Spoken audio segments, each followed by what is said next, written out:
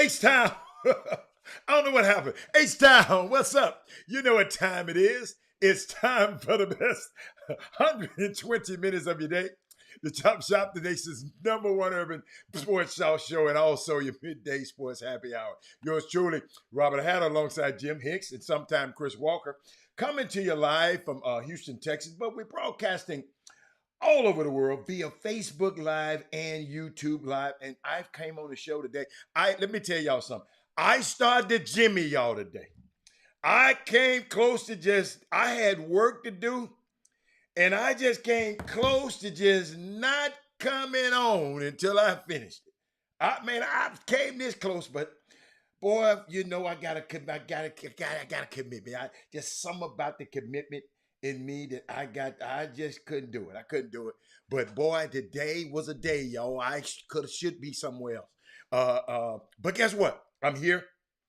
I haven't turned all my devices off. It's just, but I'm gonna get through it now. It's gonna be a great day. We got a guest coming on this, introducing a new coach to the community, a PSAT. So, you know, we had DJ Anderson on the show the other day. This is the new coach who's going to place him at PSAT. Life going to go on. You got two options now out here. So we're going to talk about that and have your questions prepared for these guys when they come on a little bit later. I'm just trying to make sure, you know, I'm working out. I had a little glitch, y'all. I moved the computer and things like went into the twilight zone and kind of threw me off a little bit. But do me a favor, share the show right now. Before I go any further, let's share the show. It's the price of admission. It's to share the show before you come on. Because it's going to be a great. What's up, Jay? But let me talk to my starting five. Let me talk to them. Then by that time, people will be on. That's what people don't understand. Let me tell y'all something. That's why I don't go back and repeat what I've been saying in the beginning. You got to get here early. Y'all cool. You got to tell your friends, you got to get here early. Or watch the show a little bit later. We're not gonna give them their makeup. You know how they tell them, you can take a makeup test. No, they got to go get their makeup test on their own. What else I got? My starting five today, D. Holcomb. What's up, Doc?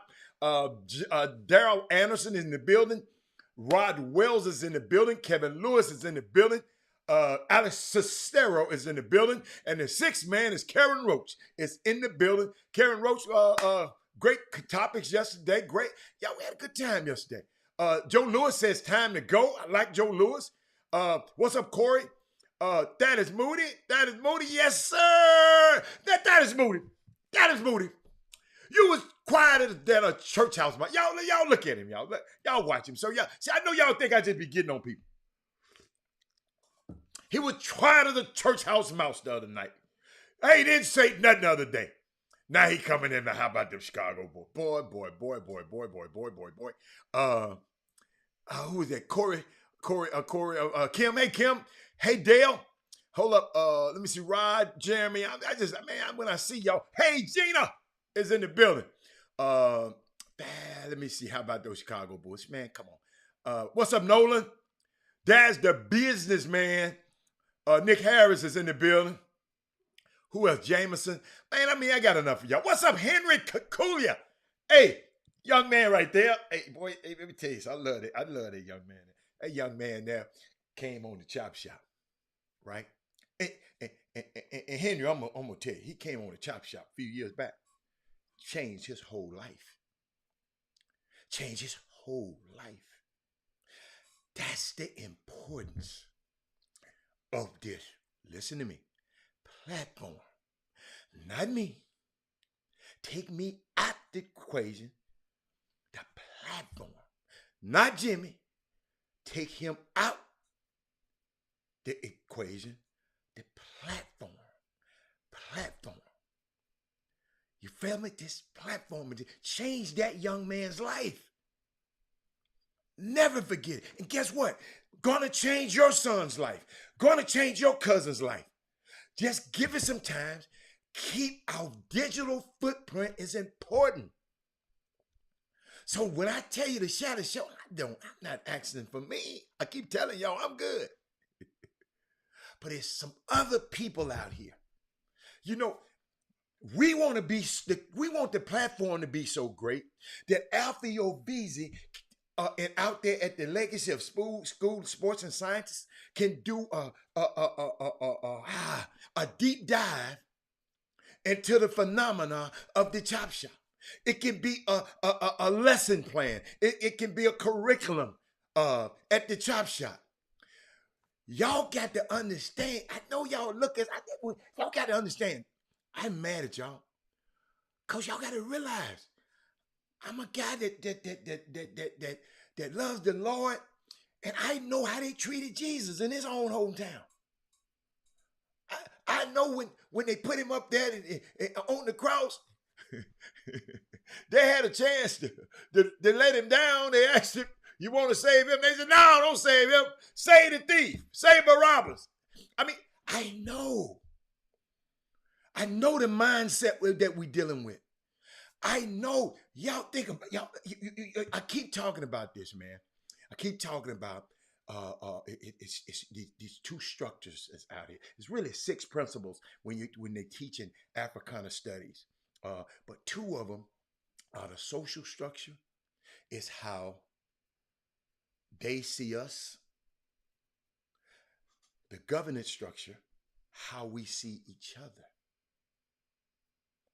How do you really feel about the chop shop if you don't share it? You might be embarrassed by it. You got this loud dude on there. You got this dude that got wear a hat on there. I don't know what, and I understand. But we got 2 structures. How we see us. We can't control how they see us. We just make sure they respect us. But we ought to see each other in a different light. Everybody, businessman, anybody that's got a business on this show, 1818 charcuterie. We shouldn't buy no charcuterie boards from nobody on the planet. I don't care where you're getting it from. I don't care if you're going to the Home Depot, wherever you go, the office, the Army Depot, wherever. You know how people tell me, I don't care where you're going. You got to go to her. Elaine Wicks, 1818 charcuterie. If you need lawyering, if you have anything that have to do with the lawsuit, you shouldn't pick up a phone and watch this damn show every day and not call Cox Brady law firm. When you do that kind of stuff, that's a toxic relationship. You wouldn't want nobody to do you like that. I told y'all the story of toxic relationships ain't good. Share the show. Told y'all the story about this friend of this girl I used to know. She's always hanging around me. And guess what? She always, when she hang around me, pretty girl, I'm going to introduce her. If she in my circle, I have a whole lot of young, nice looking millionaires be with me. right? So she was having the benefit of hooking up and meeting these guys and hooking up and doing whatever they do with them, right? But I looked at the relationship because she called and needed something from me one day. But she been out with these rich ass dudes. And I said to myself, boom, boom, room, there's something about this relationship ain't right. You need something from me? I said, this is a toxic relationship.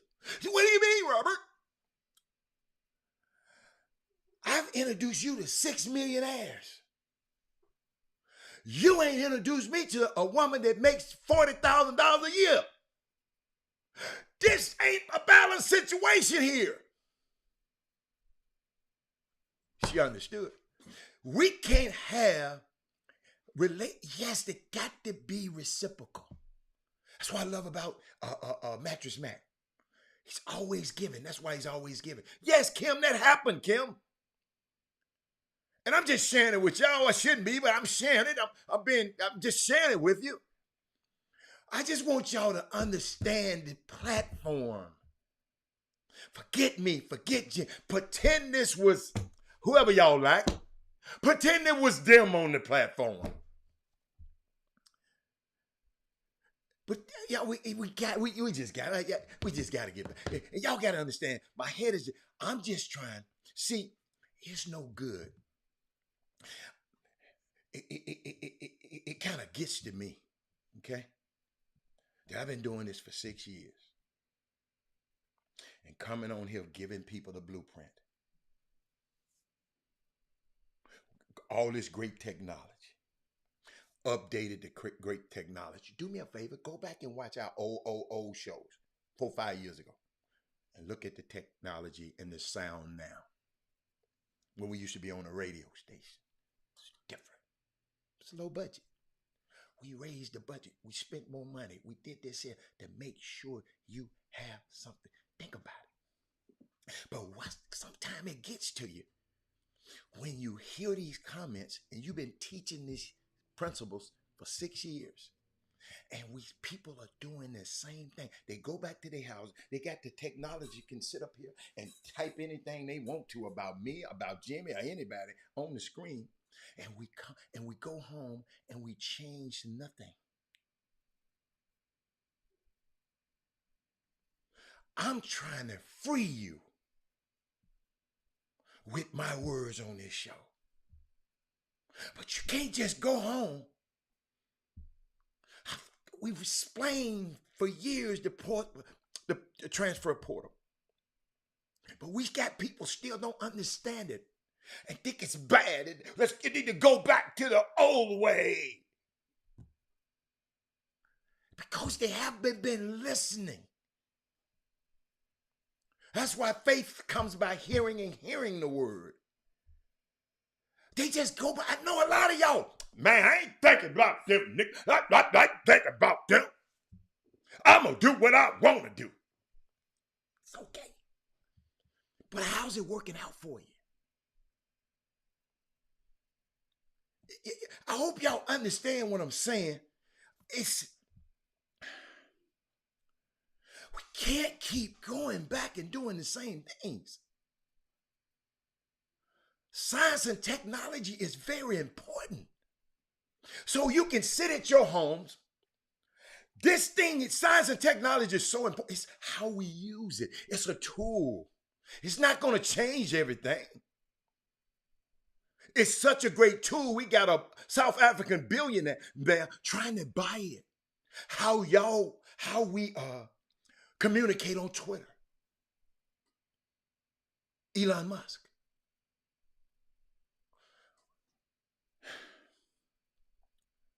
We got to start thinking about we.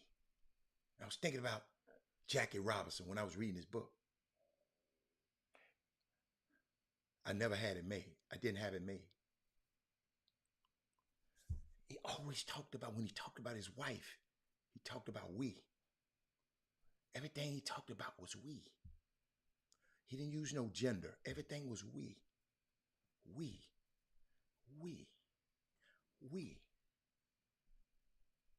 This chop shop, this boom boom room, y'all are a we. But I know when you get home, it's me.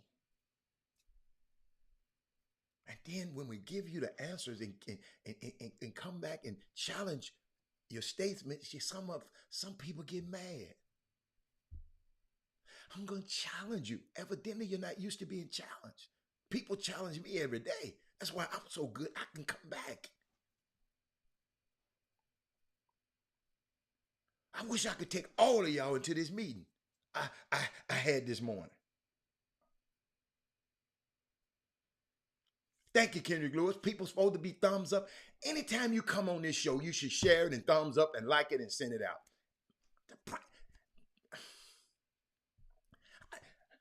I know when I see things,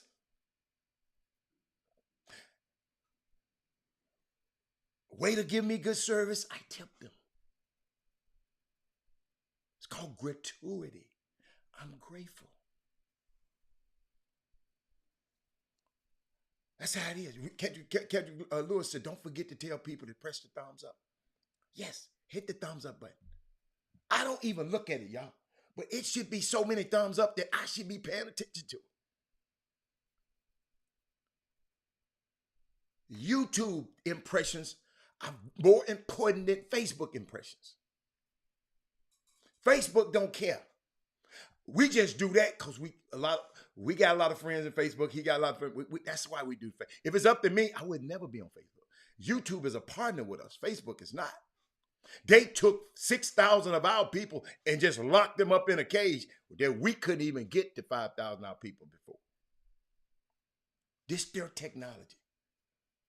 I'll be glad when we get us a young kid that can then invent some of this stuff. Y'all got to think about the phenomenon of Twitter. Technology has gotten so good. This is why Twitter is such a phenomenon.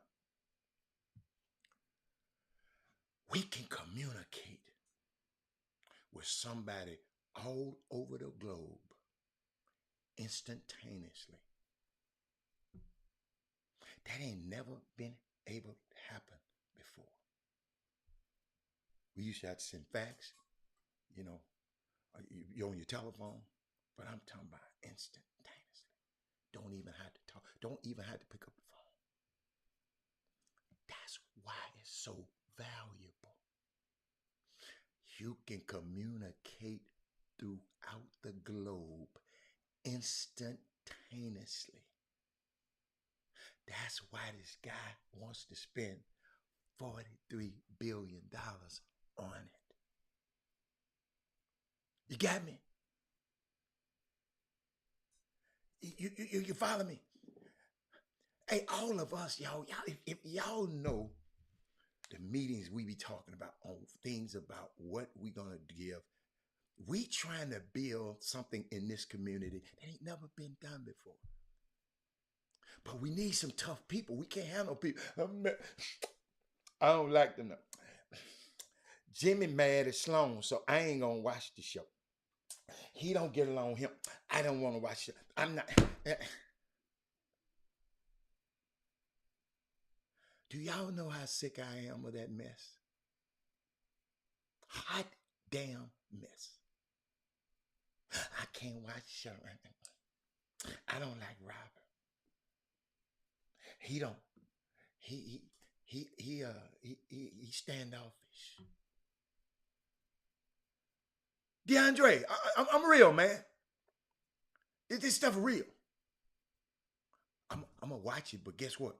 I'm gonna watch it when they ain't on. I don't want nobody to know that I watched it. I'm gonna watch it on another account. Y'all help me. Y'all help me. Share the show. Y'all help me. Y'all help me. See what happens is, y'all, the more I'm sitting there thinking about, I saw the rankings. They were talking about the rankings.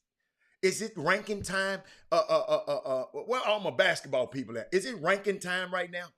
Cause I know ESPN rankings. Cause I've been seeing a lot of tweets talking about how many ranked players they got. But y'all remember, y'all was talking about rankings don't. Some people talking about rankings don't mean nothing, right? If rankings don't mean nothing, why are people tweeting out where the kids rank? Oh, this program we got this rank. Man, I'm watching this stuff. Y'all know what I'm talking about? Chuck McGowan. Is it ranking time? Have the new rankings came out? Is Jimmy? I ain't talked to Jimmy. Have the new rankings came out? Alex Sestero, you might know it. Have the new rankings come out? Y'all help me. Listen, y'all. Read my lips. Help me. Mark Edwards, has the new rankings come out? I understand, Larry. I understand. Understand. I'm not talking, Larry. Etienne. I'm not talking to you. I'm talking to them. They probably updating since it's been the live period. Okay, I'm just asking. Anybody else do it? Oh, they updated the rankings this month. So I'm going through, you know how some people send me some tweets, and I'm watching rankings. Man, we got 10 people on our team ranked. Jimmy just came out. Okay, see, thank you, Kevin Lewis. See, y'all see, I don't pay attention to this stuff. It's ranking. Let me see. Chuck said it's ranking season with the. Okay, I don't pay attention. I don't know. I just, if the tweet hadn't came to me, but I said what I want to explain to people. Maybe it does matter. Ken Lofton, maybe it does matter. It matters. But we still, you know, I told y'all, John Lucas, I never forget this. And I didn't understand it. I was just like, y'all. But guess what I did? I listened to authority. See, to be a man of authority, at some point you had to be a man in authority. John Lucas told me, he said, Rob, don't worry about your kid being the best 9th grader. Don't worry about your kid being the best 10th grader. Don't worry about your son even being the best 11th grader. You better make sure he the best senior. You better make sure. And then I went back and watched the progress. All we did is kept being in the gym. I knew he had weaknesses. I'll never forget Alex Sestero, Kevin. Yes, I know about Lewis Hamilton, Serena Williams. Yes, I know about them. But thank you, Freedman. But Freedman, that's on the news wire, so everybody knows that. But Aunt DeAndre, all I did, DeAndre, every year, I try to make him do something better and better and better. I told y'all the other day, I said, defense, when you go to college, I want you to be defensive player of the year. I said, ain't no point guard that did that. But Gary Payton in the pros, why don't you go do that? You follow me?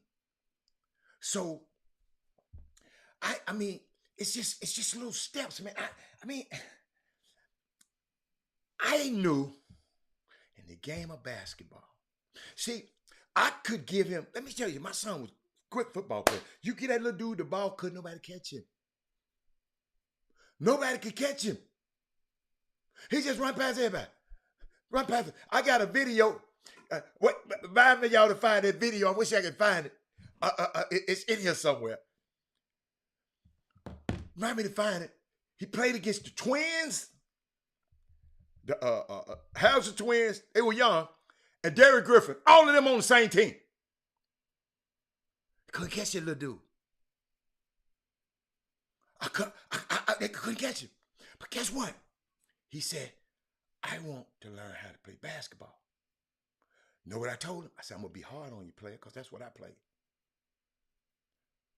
So when everybody get to talking and running their mouth, you better tell them this is the agreement you and I made.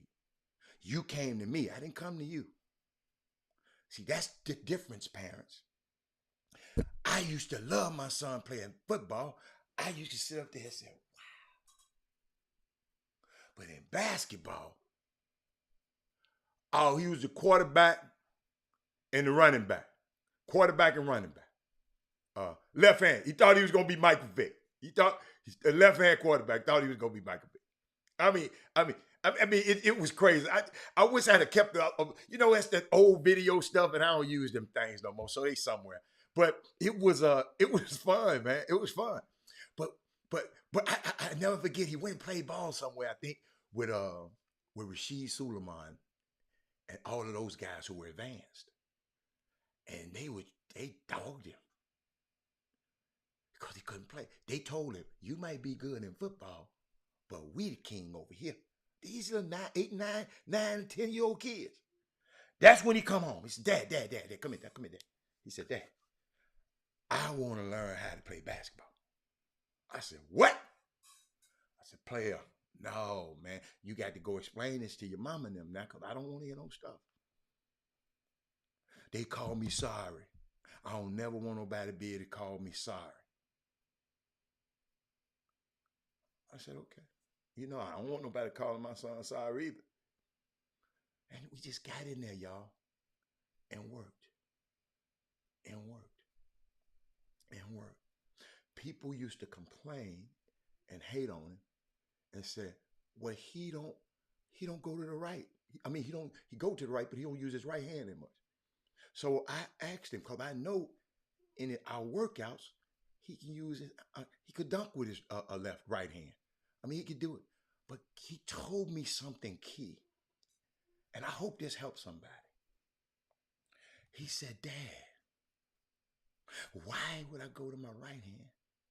They can't stop me going left. So when they ever smart enough to stop me going left, then I go to my right.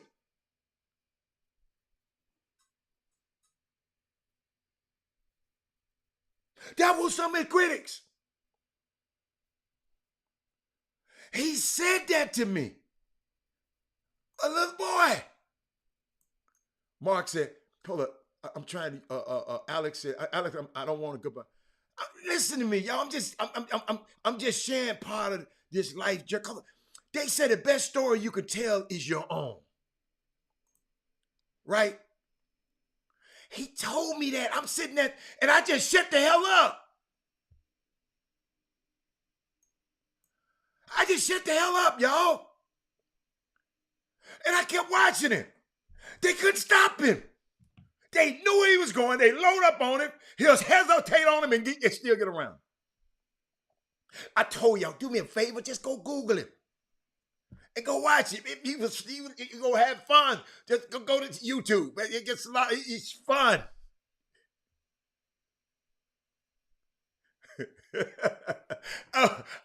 Now hold up, y'all. Hold up, y'all. This was one of his teachers in fourth and fifth grade, around in that area. She just said she knew he wasn't ready. Y'all, if you go over to this one school right now, if the school ain't burned down, I think it's Outley Elementary. They weren't playing sports at high school. But guess what? He was the male student of the year. He wasn't playing sports then, ladies and gentlemen. And I'm just sharing y'all this because I know some parents going through this. Parents, we used to get up early in the morning before school. This didn't start in middle school. I didn't do this in elementary. Hell no, he had too much homework. In middle school, get up early in the morning. We go to the school. Coach open the gym early. We get an hour. Check these out, y'all. Monday, Tuesday, Wednesday, Thursday, Friday. We have an hour worth of one-on-one practice every day. I told y'all need to share this show for 2 years in a row. And people wondered how he got so much better. Now, they had their practice in the evening time, but add those hours up. Let's add them up. That's 5 hours a week. That's 20 hours a month. Add that up throughout 2 years. And people just want, some of his old teammates used to say, when they got to school, they see Robert taking a shower and going to class. And he said, Mr. Hatter, I see what you were doing. I mean, now that they're older, Mr. Hatter, I saw what you was doing. Parents, some people don't have, those kind of commitments. But this game, this is a game that I can give you a football and just let you run around. You can be good at football. Listen, y'all can go during the season, every Tuesday, the Texans have a tryout, free agent tryout.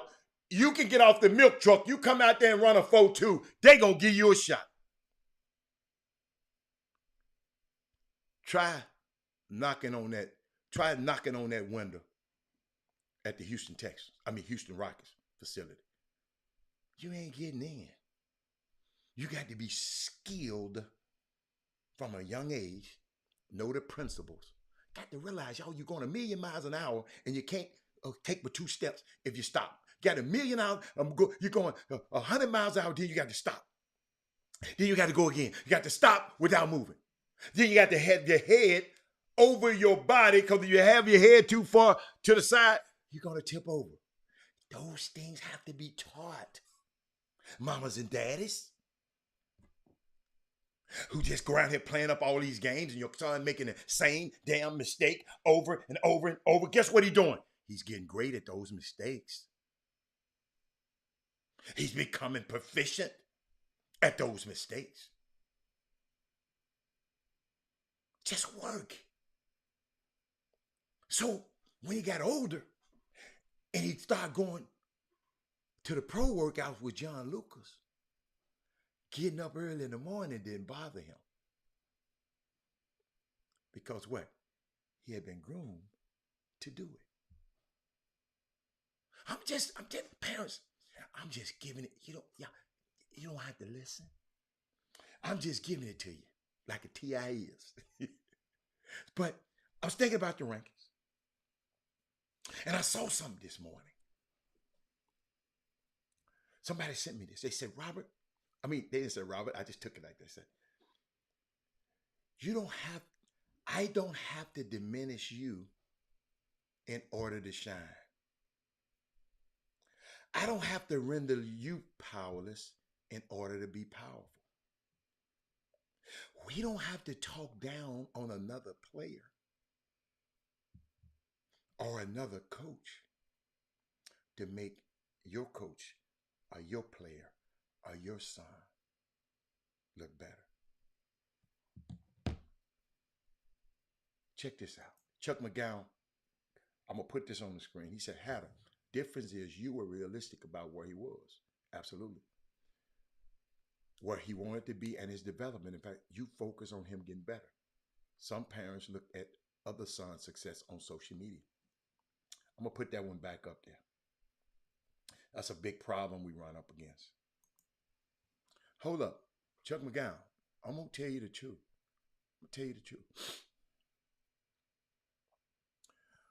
We were on a team with J. Michael Reese when we were young. J. Michael Reese, Rasheed Suleiman, DJ Griggs.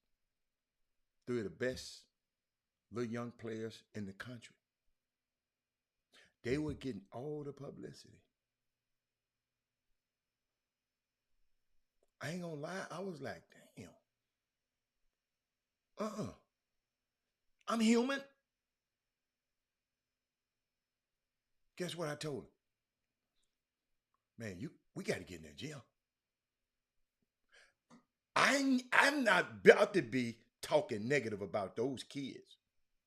I'm just going to make my kid be able to compete with them. Guess what, y'all? The gap closed. 5 hours a week, 20 hours a month. The gap closed. Parents. And the reason and Kendrick, Chris, let me tell y'all something. Some people say I'm a good father and all that. Let me tell y'all something.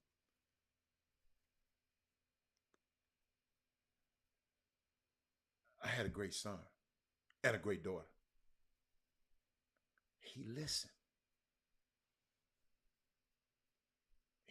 No, for real.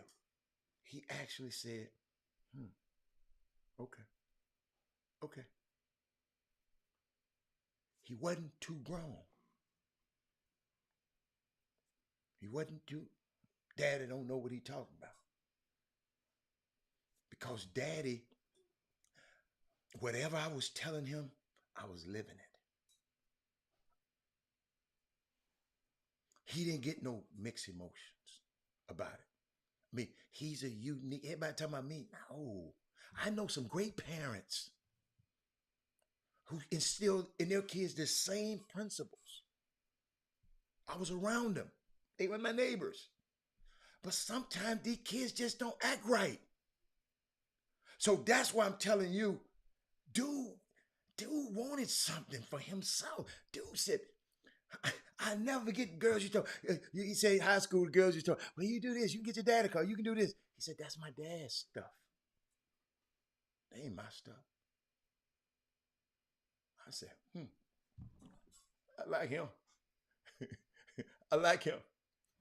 20 years later, his elementary school teacher is on this show watching. Parents. West Side High School. The coach, never forget. I ain't never heard of no. I don't know what the award was. I got to go and look. I got an award at the end of the year for being a supportive parent. Something I don't know. I don't know what the award was. But I said, I ain't never think about that. We got to be those kind of parents. I tried. The rising tide moves all the ships up. I talk positive about every player on their team. Y'all got to think about it. He was this dude. This ain't logical. This dude, my son argued with me. He wanted to play for the Houston Hoops. We talked about it yesterday. I didn't want him to play for the Houston Hoops. No, I did not. That is Moody. I was over here sponsoring a whole nother damn team with everybody else kids. And my son want to go play over here.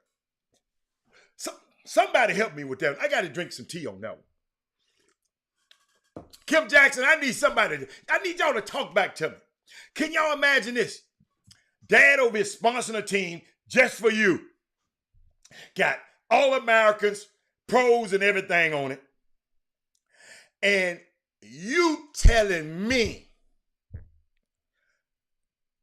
do you mind? I want to go play for the Houston Hoops. Not the Houston Hoops. I want to go play in the EYBL so I can get me some of them tennis shoes.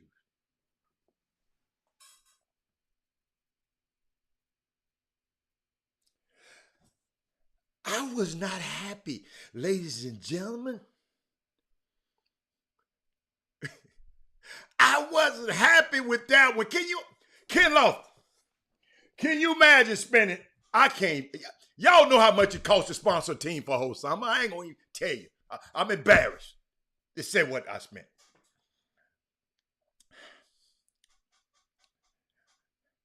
Your son come and tell you. So y'all over here being all uppity and uppity. You couldn't buy those shoes, Dominique Green. Back then, now you can buy the shoes on the EYBL. Back then, Mark Edwards, Dominique Green, you couldn't buy them. You had to earn them by playing. They just didn't put anybody on them teams back then. In 2011, I think, 12, around that area. They didn't. Those spaces were valuable. You know, shit, you could average 2 points and get on a damn team now. Think about it though, Chuck. Dominique, you talk about the shoes. Forget the shoes, Dominique. This young man asked me, Dad, you got to earn those shoes. I mean, he told me. I kind of like that though. I kind of like that. That's how he got me. He said, after you said you still can't buy them. He said, I'm telling you, man, y'all, I've had a crazy life. People think this stuff been easy, man, dealing with this boy, man. He was something else. I take my hat off with y'all who got 2 or 3 of them. I take my hat off to y'all, man. Got 2 or 3 kids, 3 and 4 sons in basketball and sports. Oh my, thank God my daughter just said. My daughter went to track practice one day and brought her ass home. Said, no, she said sweated her hair back. She was done. I'm just trying, and we talking about being pros? We talking about being pros? All I'm telling you parents, just get in my mind. The franchise all-stars, I was sponsoring them, spending my money on them. And your son tell you he want to go play over here.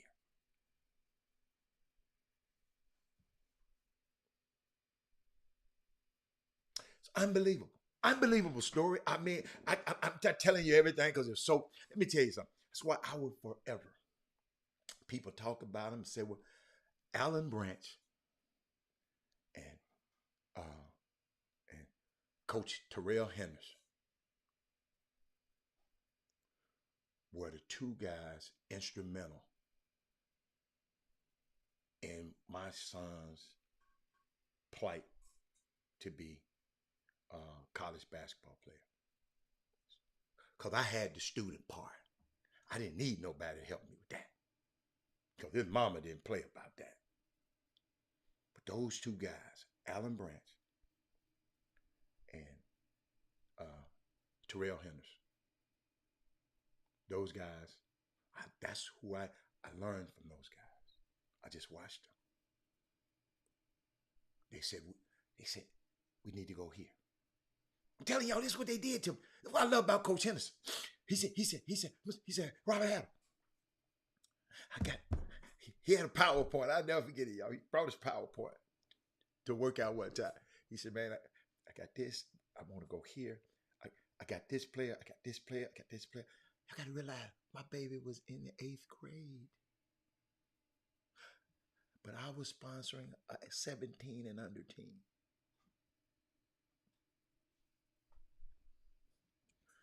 He said, I'm going to go here. I don't know what the hell I'm doing. But that guy came to me with a plan. He gave me a plan. Mamas, are you asking for a plan? What's your plans for my son? We got to ask questions. What are your plans?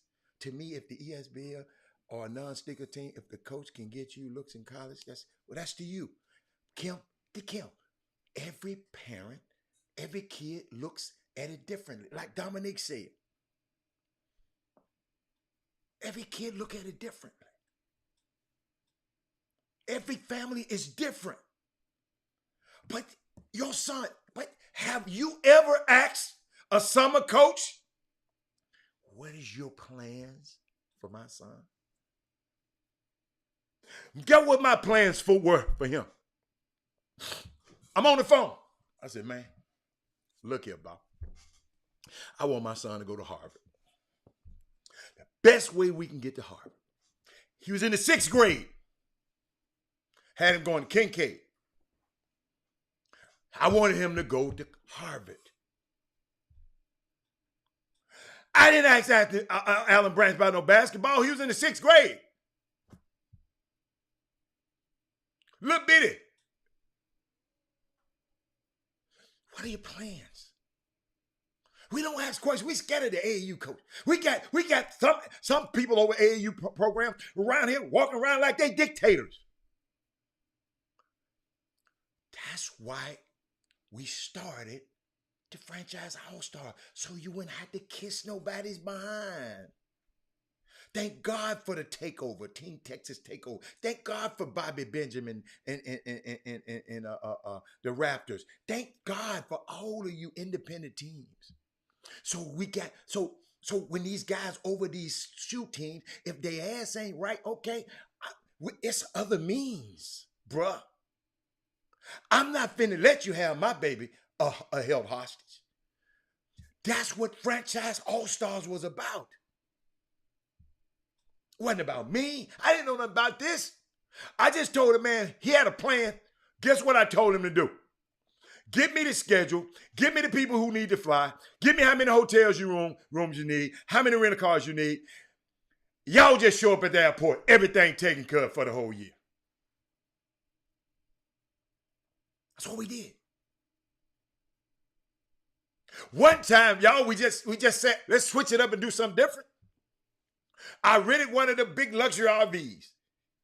And we drove them down to Atlanta. We had hotels, but outside the hotel, we had our RV. So what? Guess what? When they went to the games, parked the RV at the game. Like, we didn't have to go back to the room. They could go in there and rest in time before the game. If they want to go back to the room, they can go back to the room. All I was trying to, they had an 8th grader on that team. That's how I told y'all the story. My son playing for a team. I ain't gonna remember. I never told nobody the team. Playing for a team, right? They go to Dallas. I never forget this. Little bitty, they were little now. They go to Dallas. So they pull up to the hotel. I love this story. Dominique. They pull up to the hotel, Dominique. So one of the coaches called me and said, Mr. Hatter, Robert is being, he's saying he's not going to go in the hotel. He said he's not, he telling the boys to stay on the van. Don't go in that hotel. He told them, man, my dad ain't going to let us stay in that hotel. Yo, I kid you not. When you see him, ask him. He said, no, my dad. I said, what hotel y'all at? Was the microtel. I think it's still out there. Hold up. The thing had the bulletproof glass. The bulletproof glass out there. I get there, because I was in town. It's in Dallas. I drove over there. I said, man, hold on. Man, hold on. You can't get mad at him. You can't get mad at him. I said, Daddy told him like that. Daddy told him, get you an education so you can get you some money so you can stay in these kind of hotels when I take him on trips.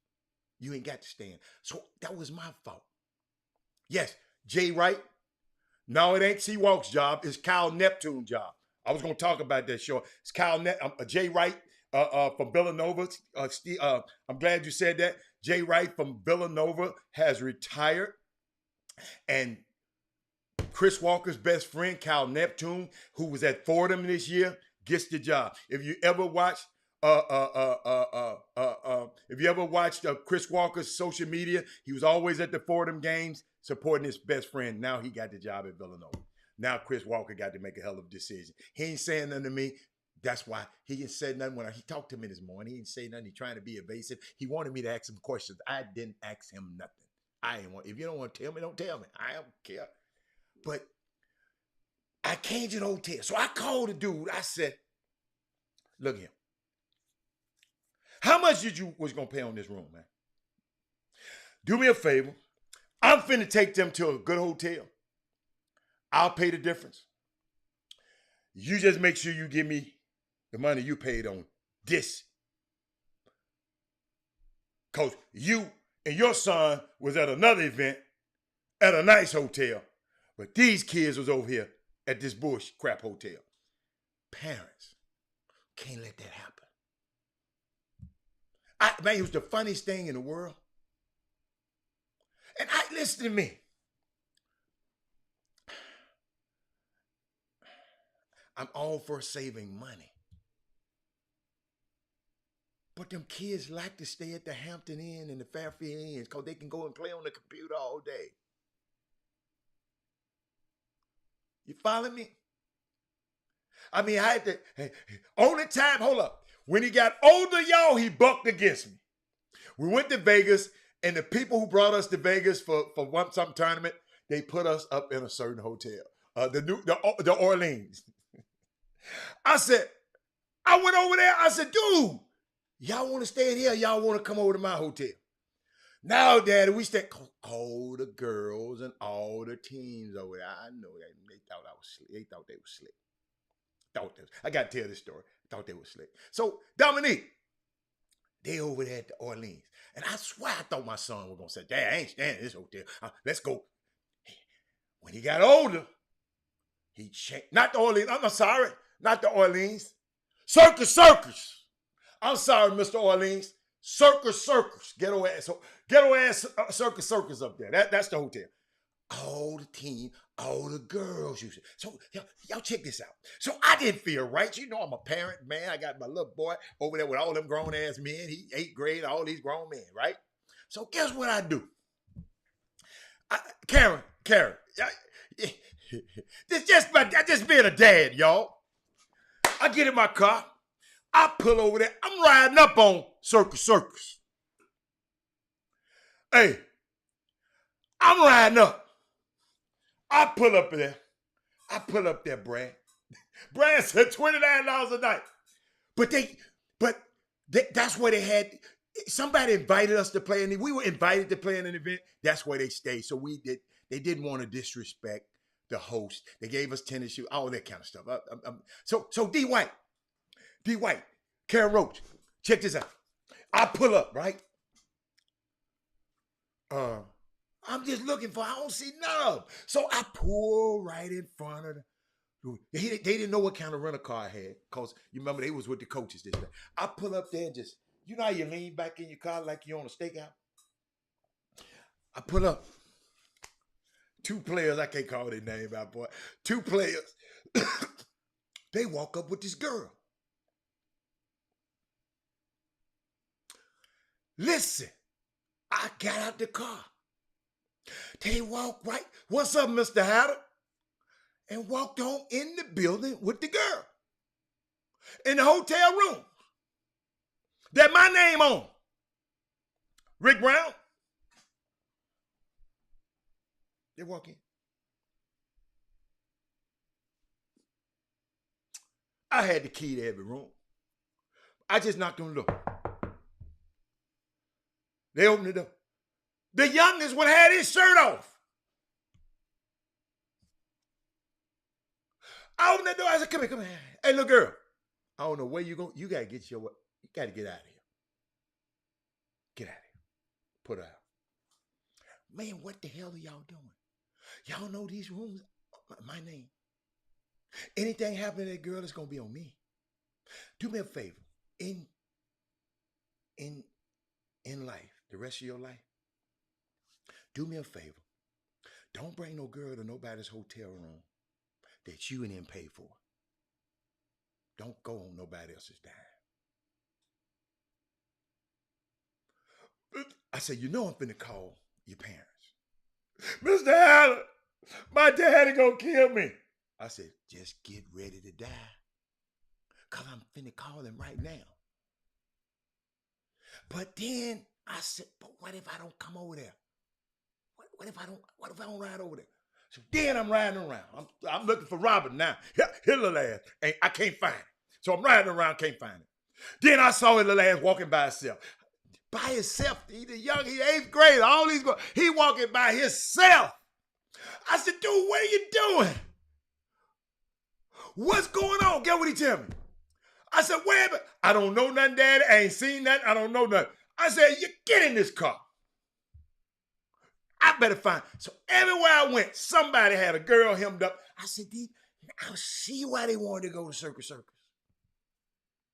It was a free fall out over there, y'all. So when y'all kids go into these parents, I know my guest's about to come on in a minute, but parents, when y'all go and bring your kids to when they go to that Vegas, hey y'all, my whole heart just dropped. Ugga. I got the youngest thing in the group, 8th grade. He probably don't even know what to do with a girl yet. And then he probably did. I don't know.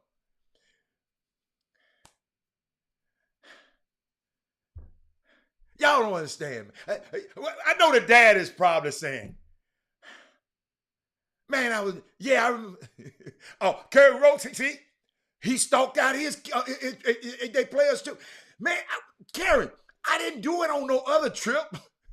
Something just made me go do this time. I used to leave them little boys alone, but I know Vegas. And I done heard the stories. I know them people walk down the street and give you little cards.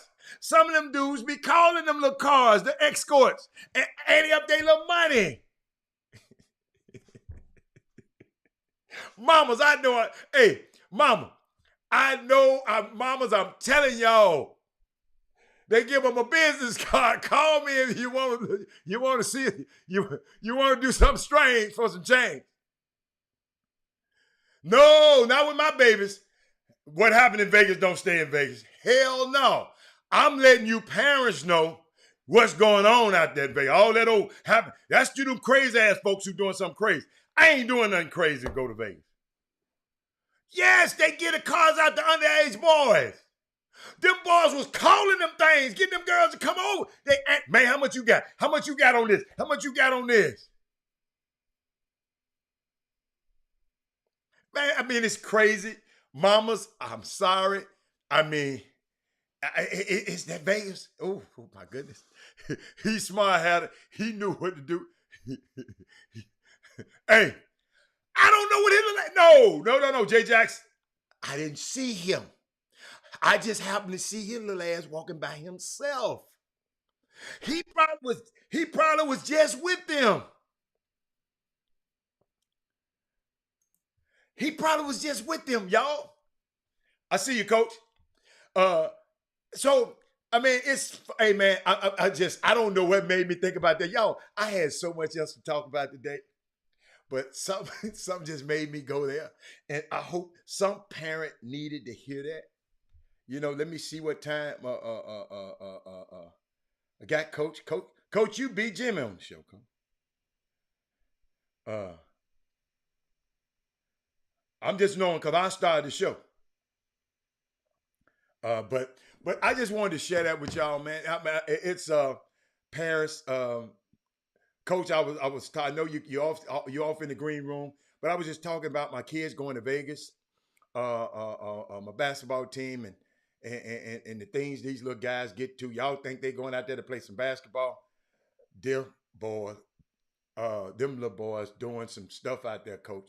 Oh my God, I got like I was telling my ghostwriter about some of those exploits out there. They said that's a whole nother book, Mr. Hatter. You can't put that in this book. You got to put that in another book. So I got a whole summer ball book that it's just so much stuff, y'all, out here to talk about. But let me see. Let me finish this. I'm coach. I got a couple more minutes for you. I'm trying to wait on the other participants to come on the show. Let me see. Let's see what I had. What else I had for y'all. I wanted to share with y'all before this day over with. Jay, like I said, Jay Wright retires today, and I know a coach coming on. I know he knows, probably know of Jay Wright. Cal Neptune is going. One of Chris Walker's best friends. See how y'all see how interconnected this stuff is. I don't think Chris Walker. I don't think Chris Walker would take this job. Chris Walker wants to be a head. If you had to be a head coach, and you know, and you know, and I don't know. Let's wait till he get on the show because I don't want to speak for him. But being Kyle was he mentored Kyle, you know, and so he coming back and working for. That's just like me when Penny tried to get me to come to Memphis. The hell I'm gonna go work for Penny. I told him everything he know. What the hell? And I'm going up there, hey boss, can I take a day off? How the hell I'm gonna do that? The one for that, I'd probably been to Memphis. If one for that, they'd have gave me the head job. You know what I'm saying? No, but I wouldn't. I never want to coach. I take my hat off to the guys like who about to come on this show in a minute. Guys who have coached in college basketball. That's something that I never. That and being a referee is two things that I never wanted to do. And I just take my hat off to those guys when I see them. Okay, well, I guess Boy, the guest coming on, and we're gonna start the show, y'all. I'm gonna start on time. I ain't waiting. But y'all, without without hold up, y'all. Without further ado, let me tell y'all something. This man came on the show. Dr. Green came on the show about a year or something ago. PSAT Academy. Great conversation. Doing great things. Offering Houston another viable alternative of going to high school. Okay. And this year, and then guess what? We hear you a little later. He wanted to pivot and do something else. And see, that's what people don't understand. It's okay to pivot. It's okay. You used to get mad at Kevin Durant, talking about he switched teams. If I'm going to a better situation, listen, I gave this coach, and coach, don't you steal my stuff, coach, because I know you're going to use it again. But coach, I told people a long time ago, I said, Magic Johnson and Larry Bird saved the league. 79, when they came out, the NBA Finals was on tape delay. You couldn't even see it. It came on after the news. Now you can't turn on a TV and it's not on. So they saved the league. Michael Jordan made it global. Okay? Went over to the Olympics and clowned and did his thing. Over there in Barcelona, they had the big mural on the wall. And Michael Jordan, you know, the people that Michael Jordan couldn't even call his name right. But LeBron James, he made the league mobile. So one saved the league, one took it global. LeBron made it mobile. The decision gave $1 million to the Boys and Girls Club. He leave and go to Miami because he he had a dysfunctional situation. Let me tell y'all something. Don't just lie and stay up in dysfunctional ass situations and don't move just because. No, sometimes it's okay to get out. Everything ain't gonna work. Some of y'all ain't with the same girl. Some of y'all ain't with the same wife. I know I ain't that I had in the beginning. So all I want y'all to do is understand. And now we got a new chapter. We got two viable alternatives in Houston. We got three. You know, we got the Legacy School of Sports and Sciences. We got PSAT. Then and we got the one DJ just came. Y'all can tell me the name. Games. I see. It's so new. I don't remember. But I think it's great for us. It's great to have options. It's great to have options. And now I just want to, we got a new head coach. Still got Dr. Green, but I want to introduce, I'm going to bring Dr. Green in. And now I want to introduce Ed Haskins to the basketball community. Hold up, Ed, I got to give you something. Hold on, man. Hold up. Game prep. Thank you, game prep. But thank you, gentlemen, man, for taking out y'all time, man. I took them, Ed. I took them on a journey of summer basketball the way I saw it. The reason I know God put me in a position to give back now because I was a parent in this. A lot of people weren't parents in this stuff. I happen to be a parent that took a little player that couldn't play dead. And he wound up can play a little bit. Went off to college. You go Google him. His name is in the record books at his college. And guess what? He had great grades at his college, and now he's going do big things. And guess what? Just because he could be able, see, he used basketball. He didn't let basketball use him. He used basketball and didn't. We got a lot of guys that's let basketball use them up, Mr. Haskins. Absolutely. And you've seen it. You know, Chris Walker called me this morning and said, "That's my boy. You got my boy Ed Haskins over there." I said, "Oh, my God." So you got to tell that story because Chris Walker is the originator of the Chop Shop. He the one brought Jimmy and I in. And it's just so unique. When he left it, I told him, when you leave me something, when you come back and get it, it's going to be greater than it was. You leave me, your car is going to come back full of gas and a tune-up and everything. You leave me, anything you leave with me, I'm going to make sure, I'm going to be responsible for it. So now Ed asks, you are going to be the steward of this program. Talk to me, man. We in the barbershop. Talk to me and tell me, tell the people Houston, it's just the first time. Hey, hold up. No, Ed, you know what? Let Dr. Green tell me why he searched high and low. You know, like still couldn't find nobody. Who was that? Vashawn Leonard. Nobody great. You tell me how you searched Dr. Green and found Ed Haskins, because he comes with glowing remarks. And Chris told me some of the story, but I'm gonna make sure it's organic. What's happening, Dr. Green? Talk to me, baby? I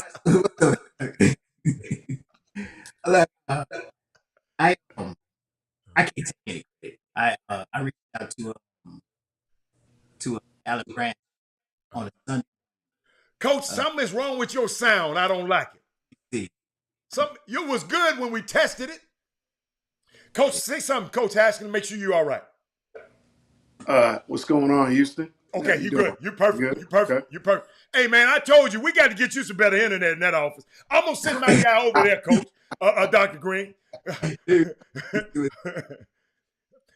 know what, Dr. Green, do me a favor. Just go out and come back in, and maybe it'll click in. Just go out and come back in. Me and Coach will be talking.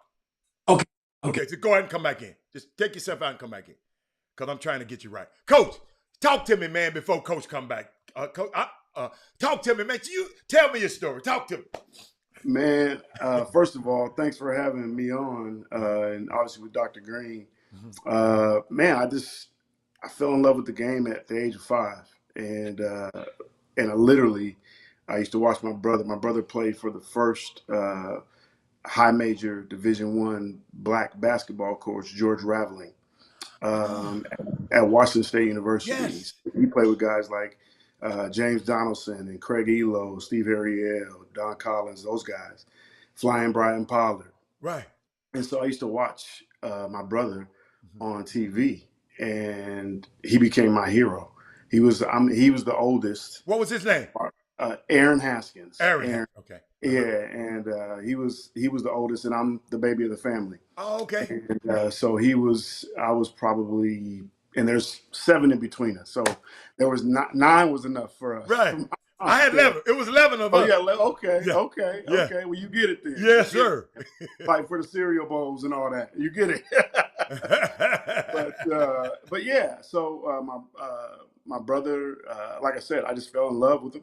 Fell in love with the game, and I used to go and really young, just try to work it out and figure out the game. I thought I was going to be his height. He was 6. My brother was 6'9".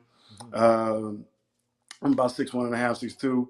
And you had to have a point guard in the family, Coach. Well, that's bingo. There you go. That's what it was. You got to have all type of roles. Right. So, long story short, man, played high school, college, all that stuff. And what college you go to, Coach?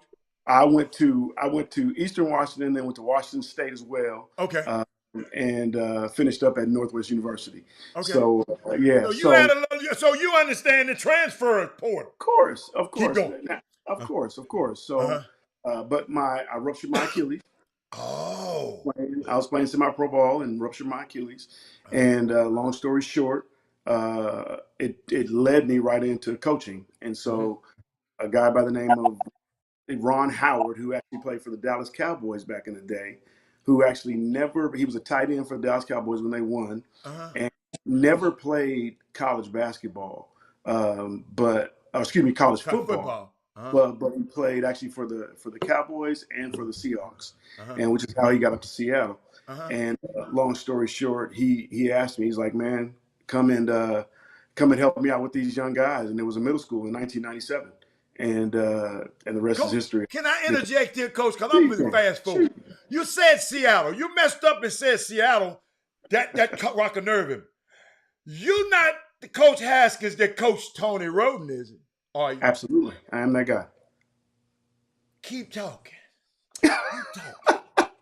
Keep talking. Come on. Keep talking. Okay. I am that guy. I coached Tony Okay.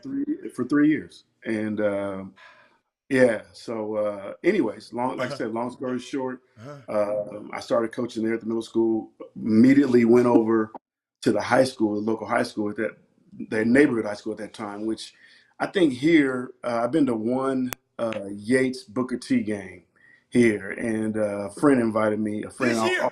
was invited me. Yes, this year I went, Okay. and was just up there watching and just enjoying the game. But it Uh-huh. reminded me of what a Rainier Beach Garfield game in Seattle was, and or Franklin Garfield game in Seattle was. And so I went, and Rainier Beach was kind of the Yates is kind of the Yates of Seattle. They made it actually to the state championship this year. Yeah. And but again, long story short, my first year there, I coached a guy by the name of Jamal Crawford, and my following year there, it was Jamal Crawford and Nate Robinson. And so, yeah, so it was a blessing, man, just to be there, to be able to help in that situation and coach. And I learned so much. A guy who's been a mentor and a big brother to me, Mike Bethea, who started me back there. He's actually still the head coach there now. And so, yeah, it's amazing. Like I said, it's like the brother Ed Yates, I know he's been there for a long time. And Great so, wise. Great yeah, friend. exactly, Great man. exactly. Uh-huh. Yeah, so I have a lot of respect, for that type of situation. And then went on a few years later and took the head coaching job at Garfield High School, where I coached Tony Roden, and a guy by the name of Jalen Noel, who's plays for the Minnesota Timberwolves right now. A couple other guys. Was there for a little while, left there. Ernie Kent, appreciate him so much. He came and recruited me out of Garfield and said, "Man, I need you over here at Washington State. We need that Seattle influence at Washington State, so that West Side influence." So he recruited me. I accepted the job. Went over there with him for a couple of years and learned just a ton. Just a Ernie ton. Kent is a master. Absolutely. Yeah. He is a offensive minded guru, no question about it. So learn from him. And that year was the year that the pandemic started. We left Washington State, and I just took a couple of years off. My mom passed, and and so just needed to take some time off. And we decided, hey, my wife's family's from down here in Houston, Mo City area, and we decided to say, hey, let's come on down to Houston. We got some space and time. We wanted to come down and kind of see what things were. And long story short, we've been here now for literally a year this month. And So what? Your wife got connections to Houston.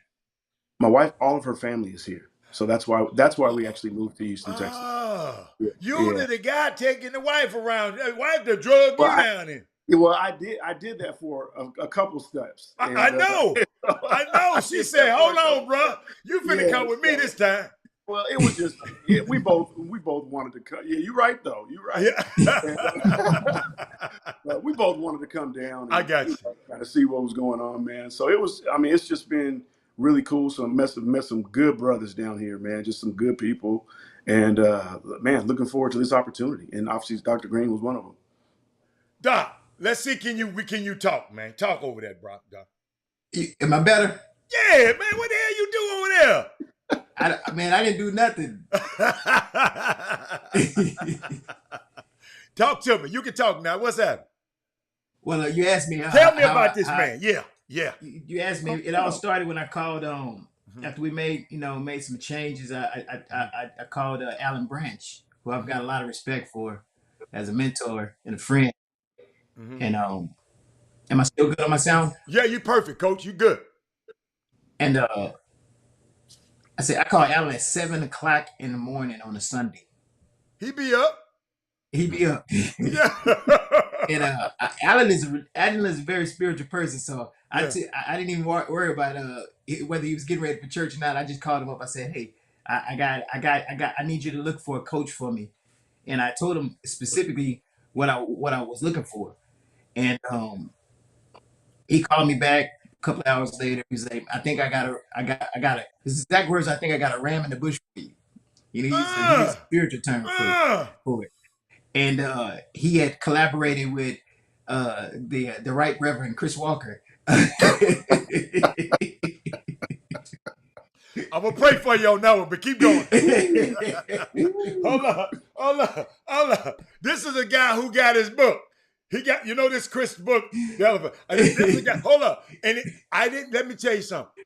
I got little leaflets in it because I didn't want to mark it up, and the reason I don't want to mark it up because he signed it for me. Yeah. He signed it for me, and guess what? In the preface or the forward, he mentions me. So this is my first book ever. Somebody mentioned me in their book. I'm gonna keep this book for the rest of my life. So carry on.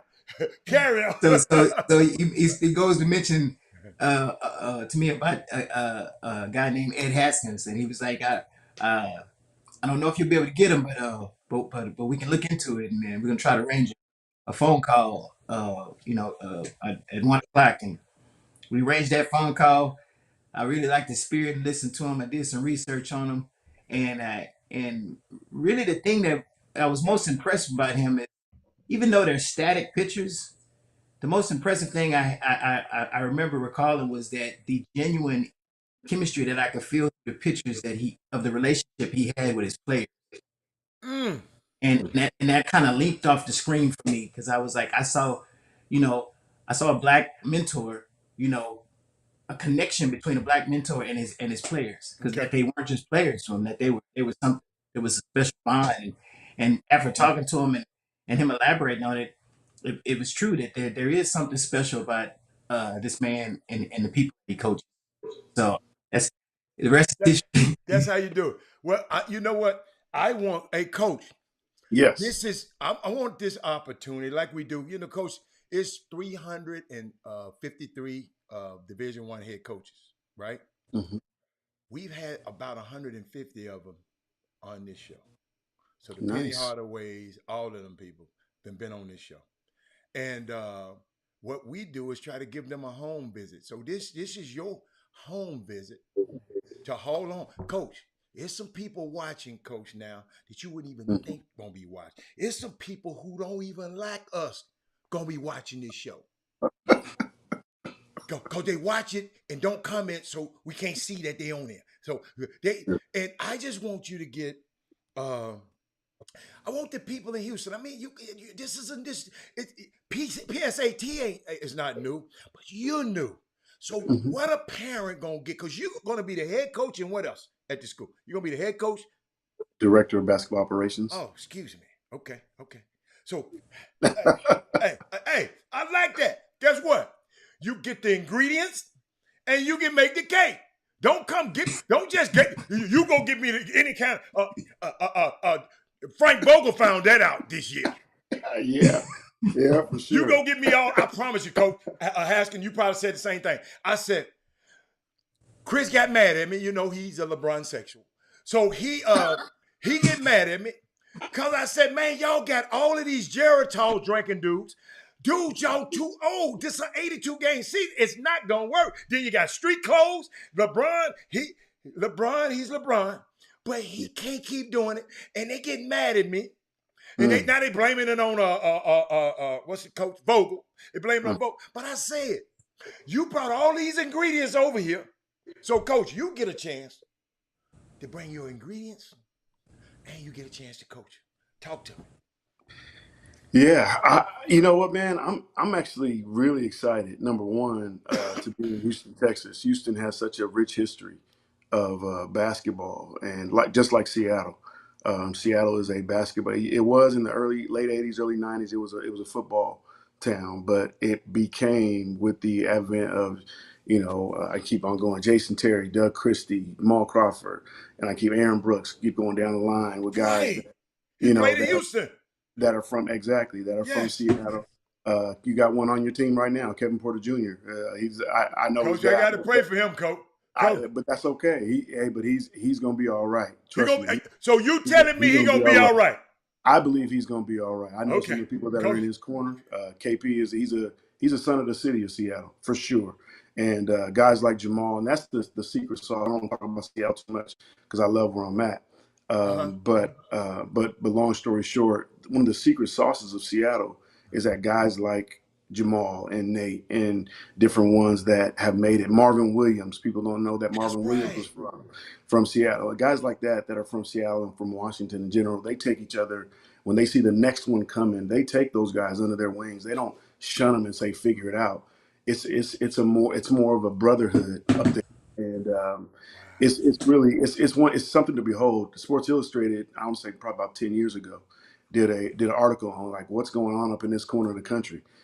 So my hope is actually to bring some of that here, and the beauty of not being known here or not knowing too many people here. The first person I met in terms of basketball was actually Jim. Hicks was the first person I met, because That's not good, but keep going.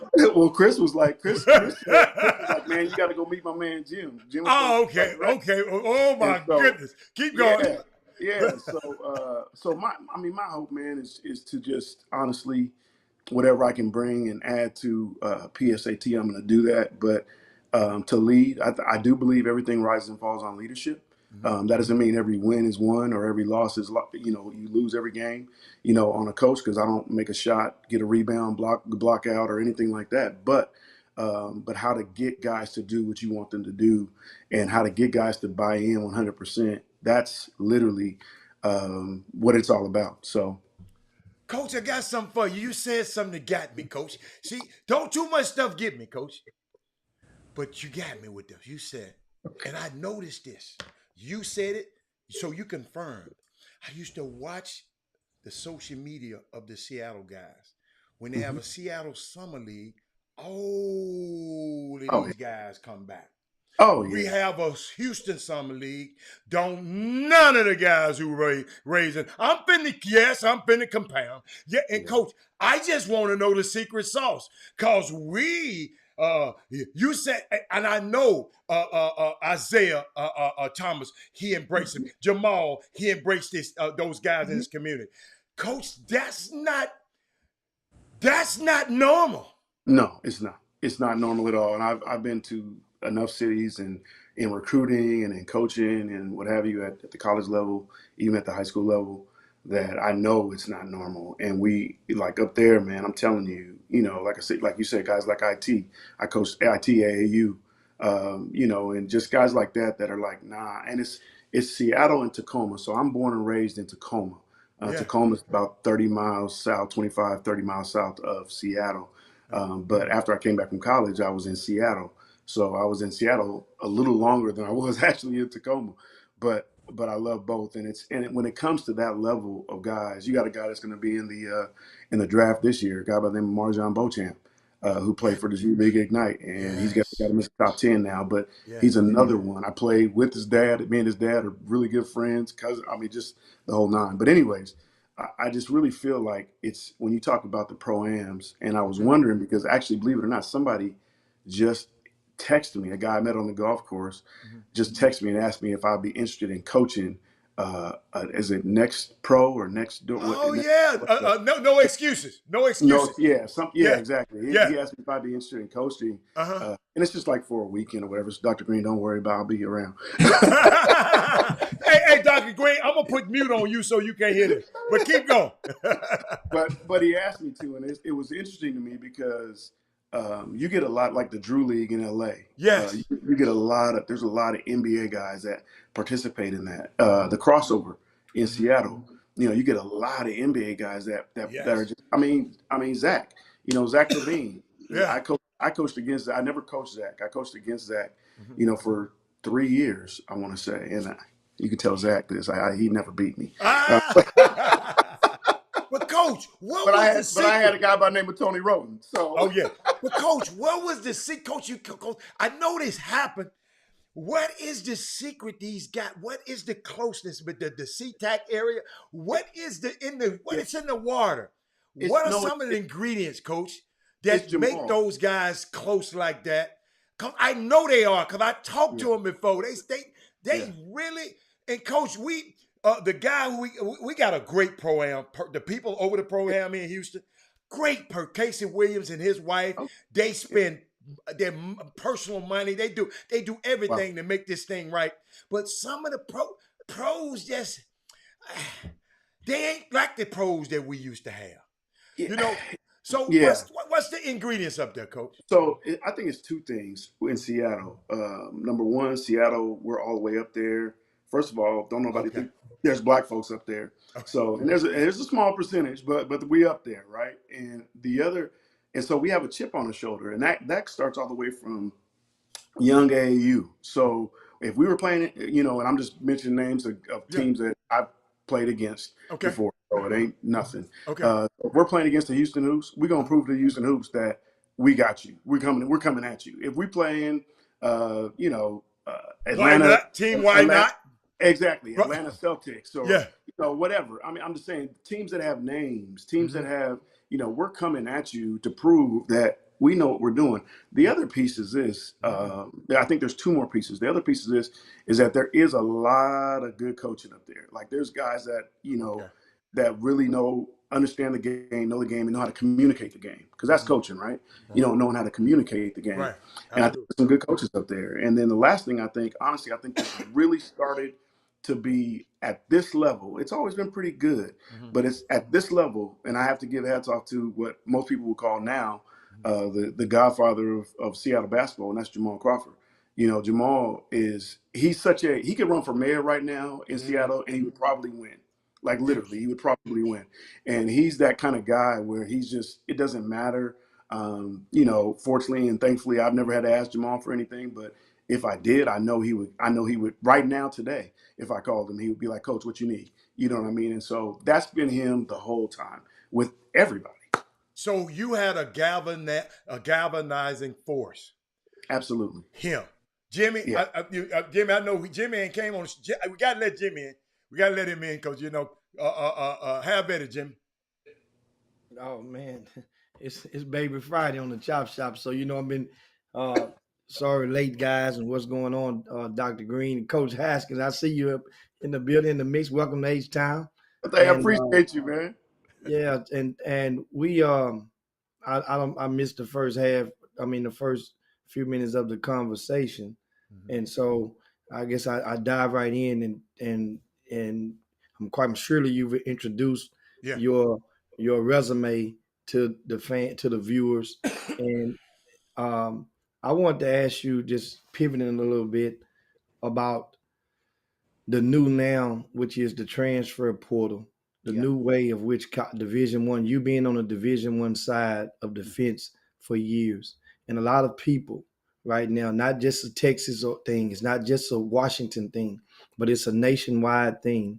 Absolutely. Whereas people are struggling to grasp the reality of the this new age recruiting.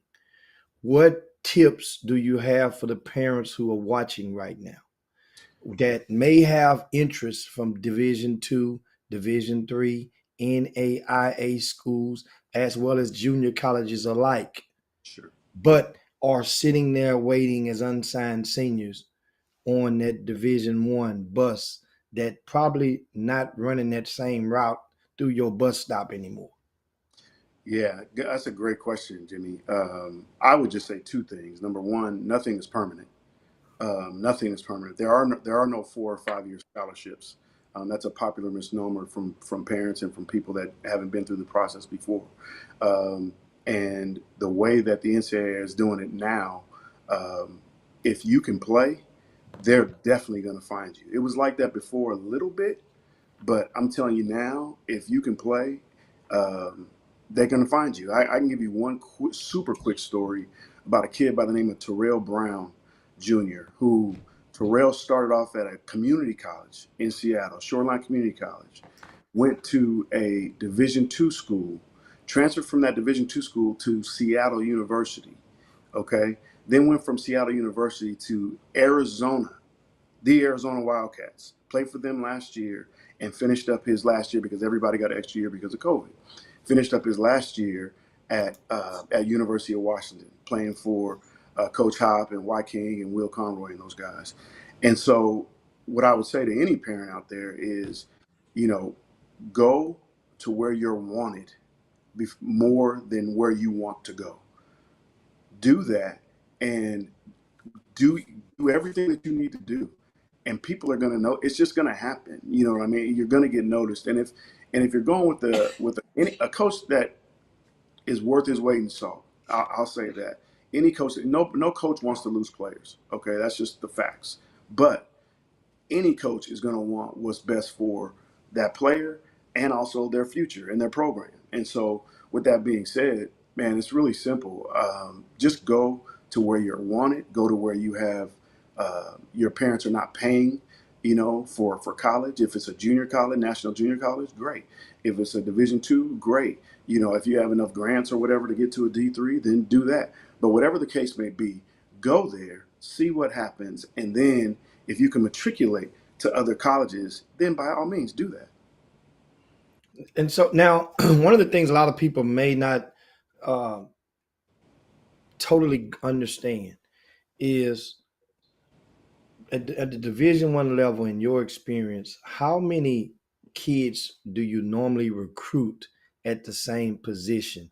And a lot of staffs may have a dry eraser board or a list in the office with different layers or rows of different names of players on there. Detail and elaborate on that. How does that work? And is there really a difference between that guy that's fifth on that list versus the guy that's first or second on that list? Yeah, that's a great question again. You're usually going between, I would say, 6 and 8 deep per position. Okay. For us at Washington State, it was different. Washington State, if you look on any type of news outlet, board, whatever, Washington State was one of the top 5 toughest places to recruit in the country. Why? Because we're 350 miles away from Seattle, so we're on the eastern side of the state, and there's really nothing out there but Washington, but the school. So it's a true college town. But that's one situation. Generally speaking, and being around all the coaches that I've been around for the years I've been involved with the game, yeah, you're talking about 6 to 8 deep. And yeah, they're going for number 1. They're not going to recruit number 8, how they recruited number 1. And so that's the other thing that people really don't kind of grasp, that, okay, well, I didn't get this guy. And they're never going to say this to you. Like, I didn't get this guy. So, okay, I'm going to come to you number 2 or number 3 or number 4. You know what I mean? So it's just part of the game. Now let's understand this, and let's make no mistake about this. This is business. Guys get paid a lot of money to coach these teams at the university level, and it's their livelihood. So they're going to do whatever is best for that program, and that's just the truth of the matter. It's not a negative at all. Just like any business that opens up, they're going to do whatever it takes for them to keep their doors open and running, and for them to stay employed. So it's all part of it. But I think the biggest thing is that in recruiting, understanding what you're looking for as a student athlete, as a family, what you're looking for out of the experience. And then go to that and I can't emphasize this enough, but go to where you are wanted. A lot of kids think they're, high major Division I. Maybe you're not high major division. Maybe you're mid major. Maybe you're low major. Maybe you're D2. But anything in between there, go to where you're wanted, because your experience will be so much better. Your experience, not just I can say I'm playing for this guy, or I'm playing for this school, but your experience in college will be so much better if you don't transfer. So, yeah, and so now in the effort to help give a piece of the game, how, if a parent has one of those kids and they have no way of knowing that they're number 6 or number 8 on that list, because this is their first lap around the track being recruited for some of these parents and some of the kids. So hell, a little bit of recruitment feels like a lot to a person who never had none at all. Right. Coach? Yeah. Yes. So how would you, are there any way that a parent or a prospect can tell if they're not the number 1, number 2 party on those lists? So a couple things that I would say is, a letter does not mean you're being recruited. If you receive a letter in the mail, a lot of coaches and schools still send out, letters and what have you. Hey, man, we've seen you here. We're interested, all that kind of stuff. And let's lead into my second point, which is interest is not necessarily, interest is not an offer, is what I'm saying. And until they put that offer on the table for you, okay, until they put that offer on that, they are not serious about you. It's just that simple. Until they put they might call you once a week and say, hey man, how you doing? How's your week going? Hey man, oh man, I saw you had a tough game, man. What happened? And build that relationship. Why are they doing that? If you go back in the day, you had your girl, but then you had another. I'm talking about girlfriends now. I'm talking about back in the day.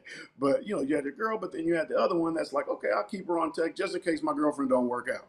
You know what I mean? And that's literally what it is. I mean, and that's it.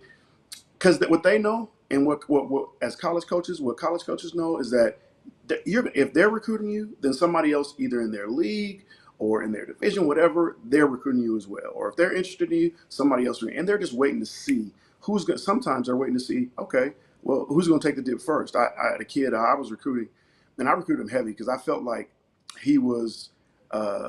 Kevin Porter was the best kid in the city that year, but I felt like this kid was 1B, and his kid by the name of CJ Ellaby now plays for the Portland Trailblazers.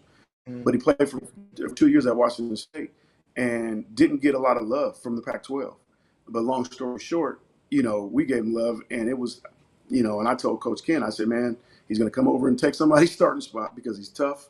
You know what I mean? He's that prototypical NBA guy, 6'7", can get it off the rim, do a bunch of things with the ball.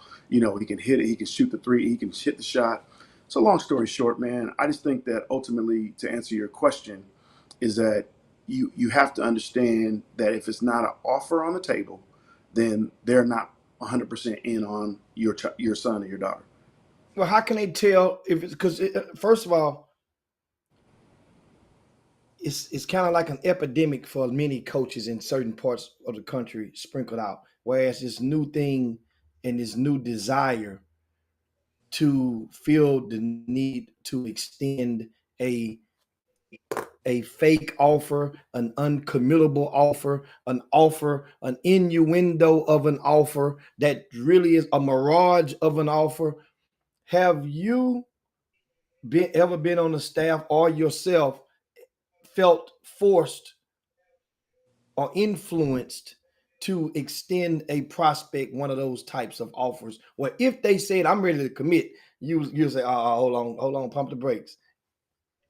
Yeah, personally, I haven't been, but there are some guys that I've been on staffs with that have been in that situation, and that's not a good situation to be in, to be honest with you, because number one, you've got a kid that's all in on you, and number two, you've kind of gotten to a point where you're promising something that you really don't want to deliver because you don't know what else is coming, and so it's just not a very, for me, it's not a very integrous way to operate as a coach.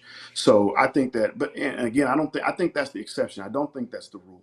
I don't think that's the rule in many cases. I think that what happens a lot of times is that there are things that are misinterpreted as those, as you, if I can say it this way, a soft offer, and saying, okay, well, yeah, man, we're really interested in you. Keep doing what you're doing. And man, we're going to see what's going to happen, here or there. And really, it's just the interest, and it's not the offer. Now, if they come out and say, "Yeah, man, we're going to give you an offer," that's a problem. That's a problem, and they don't do that. That's an issue. So I don't think that. And this is my experience, right? Everybody has different experiences. So just in my experience, this is what I've seen. I've been on both sides of it. Literally, I've been on both sides of it. I had a guy who played for me at Garfield who, I know for a fact he was promised a scholarship by a school that'll remain nameless, but he ended up not going to that school. He went to another school, Western Michigan, and it really hurt him, but he made the best out of it and got a chance to, play that school his senior year and drop 30 on him. So, so it just happens, man. And I think that if we don't keep the fact that this is a business, and parents especially, parents have a tendency, I've dealt with thousands of them, and they have a tendency to get, and I get it because it's their kids, right? And so I get them being a little bit emotional over the situation, but you gotta keep the business thing up front. Got to. Now we have a couple of questions from some of the viewers, and we'll toss at you. And one is right at the topic that we just sliding out of. And Marissa asked, "Is it appropriate for the athlete to inquire about their position on that depth chart?" Absolutely. I would encourage that. Ask any question that you feel needs to be answered when you're going through the recruiting process. Absolutely ask that question. Great question. If the family, let's say the family is on an unofficial visit. Mm-hmm. You know, you just watch them on through the office and they meet Carol Ann at the secretary, Sure. and they meet the video guy, Right. they meet a couple of the deans or the instructors walking through with a cup of Joe. And all of a sudden, what happens, coach, if that parent asks you right on the spot, "Let me see your depth chart that's on the wall. Let me see what my baby is." What are you gonna do? What are you gonna Yeah, say? I don't think I would reveal that. Just as a coach, I wouldn't. But I would, if they ask, the other question though is completely different from that. If Yeah. they ask, like where are we at? If we say, oh no, you're our number one guy, because I've done it, and I know other coaches have done it. You're our number one guy. We want you. The offer's on the table. Because if you're number one, the offer's on the table. Now, if you're number 3, 4, 5, you know what I'm saying? Then, and you're probably not coming on an unofficial if you're number one guy. You're coming on an official, if you're the number one guy, because we want to show you everything that we can show you, and there's limitations on unofficial visits, that things that we can't do, on unofficial visits. So, yeah, man, I would, but that first question I would ask and say, hey, where am I at? Because that tells you, even if that's your number one school, let's say school X is your number one school, but school Y is interested in you, and school Y has already laid down an offer for you. Well, then kind of how to move a little bit, right? So I would definitely ask that question. Yeah, of course. And you guys feel free to post your questions for Coach Ed Haskins. Uh, if you just tune into the Chop Shop, he's the newly hired head coach of PSAT Academy. We have Dr. Green in here, and Dr. Green, I have a couple of questions I have to throw at you, and this is like soft talks. We're gonna do some BP in a minute, and I got some stuff to talk to you because we had some conversation the other day up early in the week, and I know you got some stuff to get. I need me a cigarette, a lighter or something, so I can light. I know I'm gonna light your pipe up because you about to smoke some stuff. I know it. But meanwhile, first, we're helping to educate each other on some of the facets that goes into the recruiting process. And this stuff is very important. It's becoming very frustrating for a lot of parents out there. And on the Chop Shop, this platforms, it serves as a valuable commodity in helping to relay intel directly from college coaches as yourself, Mr. Haskins, to the general public and that are watching, and as well as us on this panel as well. Um, I have Jacoby is asking a question for you, and Jacoby says, "Ask Coach, what does he look for? I'm sorry, what he looks forward to getting the most getting back to the coaching this year." Let me repeat that. Ask Coach what he looks forward to the most getting back to coaching this year. What can the city of Houston expect from you in the coming years at PSAT? Jacoby, what's up, my man? I know Jacoby. Spent a little time with him. When I went and visited PSCT, or excuse me, St. Pius a few times, and Jacoby worked up there, and so he's a good young coach. Good young coach.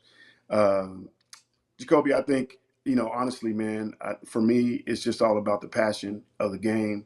It's the purpose I feel that my life holds, and it's just the dedication that I have to the game. I'm not trying to give a whatever kind of answer, but that's just the truth for me. I love the game. The game. I wouldn't have the life that I have right now, which I'm very thankful for my life right now. I wouldn't have it right now if it wasn't for the game and God.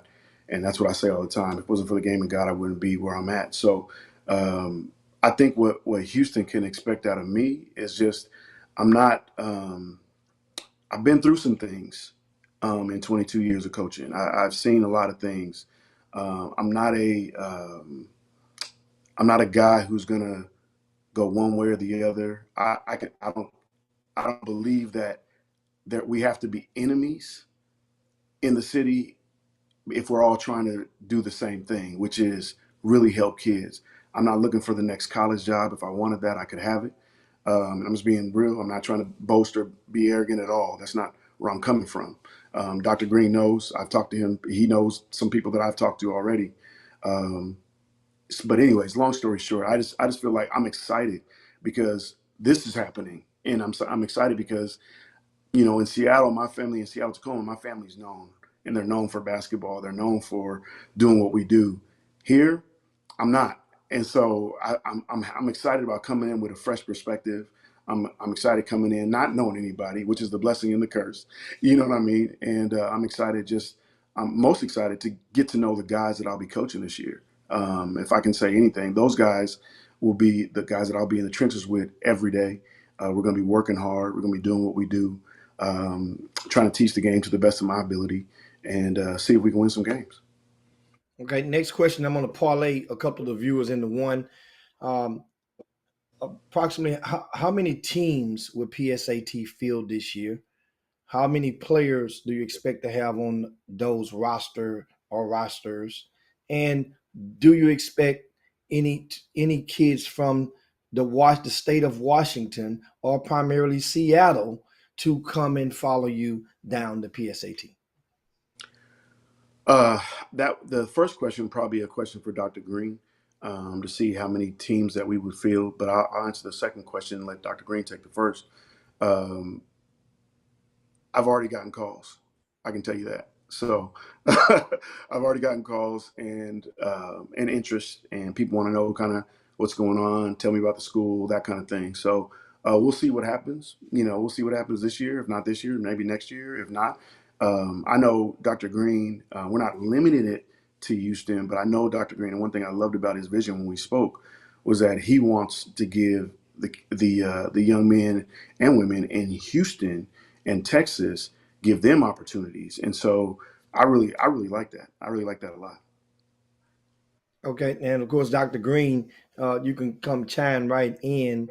Um, how many teams and how many players are expected to be on the roster for both? I mean, for at PSAT this upcoming Well, school. my job is to assist Coach Haskins, and he does, his philosophy is not just putting a team together on the court, but building the right team.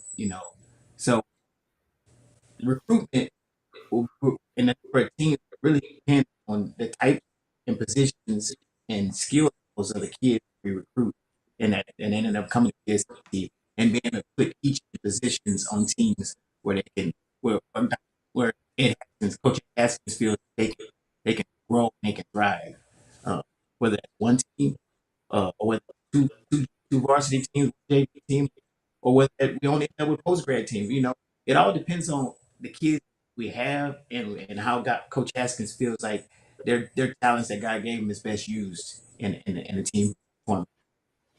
Okay, come on, Dr. Green. I'm gonna see if you just hit your volume down twice, and let's see if that can stop because it's giving a little skipping in your. No, Okay, it's is that better?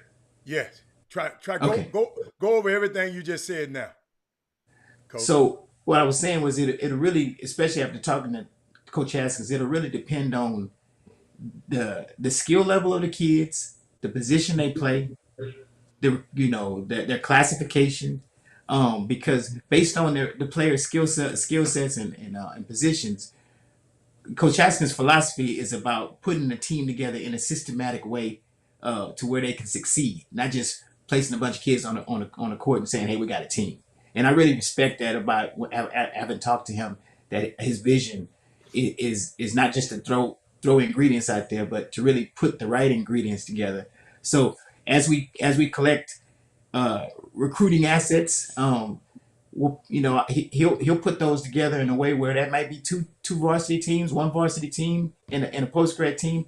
But it really depends on the pool of kids that ultimately are entering into the 22-23 class and or school and year, should I say, not class. yes, and of course, PSAT, first I want to get into the question that I posed the other day. And is it a school or a basketball program? PSAT is a school first and foremost. Can you elaborate on the difference between the two? There are programs out there that are basketball, and there's nothing wrong with it. Some at a high level. PSAT is a school in that we hire teachers, we have a curriculum, we have a educational process that we have an assessment. We do reassessments. We're a school. Our business is first to educate kids and get them ready for the next class, the next grade level. And if they're a senior, that's college. So we're a school first. Basketball for us, and what's soon to be baseball and softball, are just extracurricular activities that we plan to do at a high level. But our first and foremost thing is to educate the child, because we're a school. Now, there's nothing wrong with a basketball academy. Their first and foremost goal is to win games and build a kid up athletically to the highest level, because that's their bread and butter. Ours is a school, but our vision is you can do both. But we never want to confuse the fact that even though we believe you can do both at a high level, we are a school first. And we just want to do extracurricular activities at a high level, enough for kids to possibly get their college paid for by what they do extracurricularly, whether it be basketball, fencing, soccer, swimming, or kayaking. That's interesting, Dr. Green. I'm just thinking about public school. So you're saying it's an academic school first. It's academic school first. And so are there any penalties? So if it comes, because in my household, my son, he used to tell me, I said, man, let's go work out. He said, no, Dad, I got to go take a test. I got a test tomorrow. I got to study. So that trumps out over going working out. So academics trumps out if they have to, if the academics confused with the extracurricular, who wins out? Oh, academics every time. For instance, we got a policy at our school that you cannot play in extracurricular competitive sports unless you maintain a B or better in all your classes. And the minute we get a phone call from a teacher or email or message that you dropped below a B in a class, you immediately stop playing basketball or baseball or soccer or whatever until you bring that grade back up into a B, because we're a school first. Now, why would I let you make C's and then NCAA going to require you to have a 2.3? You're going to end up with a 2.0 GPA overall if you just made nothing but C's in school. So we have that policy, and we executed it a couple of times this year, and kids felt the sting of it and really got back in line real quick because they were sitting watching instead of playing. And Coach, you know what? I asked that question because I know what's going on. But we got smart asses be on the feed talking about academics trump everything. Stop it, Hatter. That question had to be answered, Mr. Smarty, John Urey. I'm glad you, because guess what? I don't want nobody to leave this show, Ed Haskins, without Dr. Green saying that. Because some people go to school and think it's all about I'm playing basketball. And it's not. But, we have these people like him who sit in these ivory towers and sit up here and say, up in there. No, these kind of questions need to be asked, especially on this show and on this platform. And I'm just so glad that you said it, Coach, because I coach. I know some universities, okay? North Carolina, at Chapel Hill, used to give this fake class down there and had all the basketball players taken. And this guy gonna come on talking about academics trump everything, Hatter. You're a lie. In all situations, academics don't trump everything, Mr. Urey. So I'm sitting here saying thank you, Dr. Green, for coming on here and explaining to the people exactly, because everybody don't think that. Some parents don't think that. How in the hell you letting your kids run around the country and play on a summer basketball team and he got a D? You got to be out your mind. But it's in this man's book, and I bet you hadn't read the book, a lot of people. That's an elephant in our room. That we can set, he can fly, the lie period is in. Let's go to lie. He got a D. He got an F. What the hell are you going to the lie period for? I'm sorry, Coach Haskins. That's just me. That's how I'm doing. You can come in now if you want. Yeah, can I just say a couple things? I think real quick. Number one, when we first spoke, Dr. Green told me about his academic standards, and Jim knows this because we talked when I first got here. Being a special ed certified teacher myself, I understand the importance of academics, and being an athletic director of the largest high school in Seattle. When you're over 18 sports, you understand what it takes to get academics across, the importance of academics across to your student athletes. So for me, it's a no-brainer for me. This is, when he told me that the kids had to maintain a B average, it was like, okay, well, check mark there. This isn't just one of those prep schools that, are kind of just throwing kids out there and, giving them whatever kind of classes that will never get through the clearinghouse, by the way. And I think the other piece for me is, you mentioned earlier about the transfer portal. And I think what people need to understand is that in life, if things are not changing, that means they're dead. And for a long time, the way we've educated our kids has been very dead and not relevant to who they are and where they're going in their lives.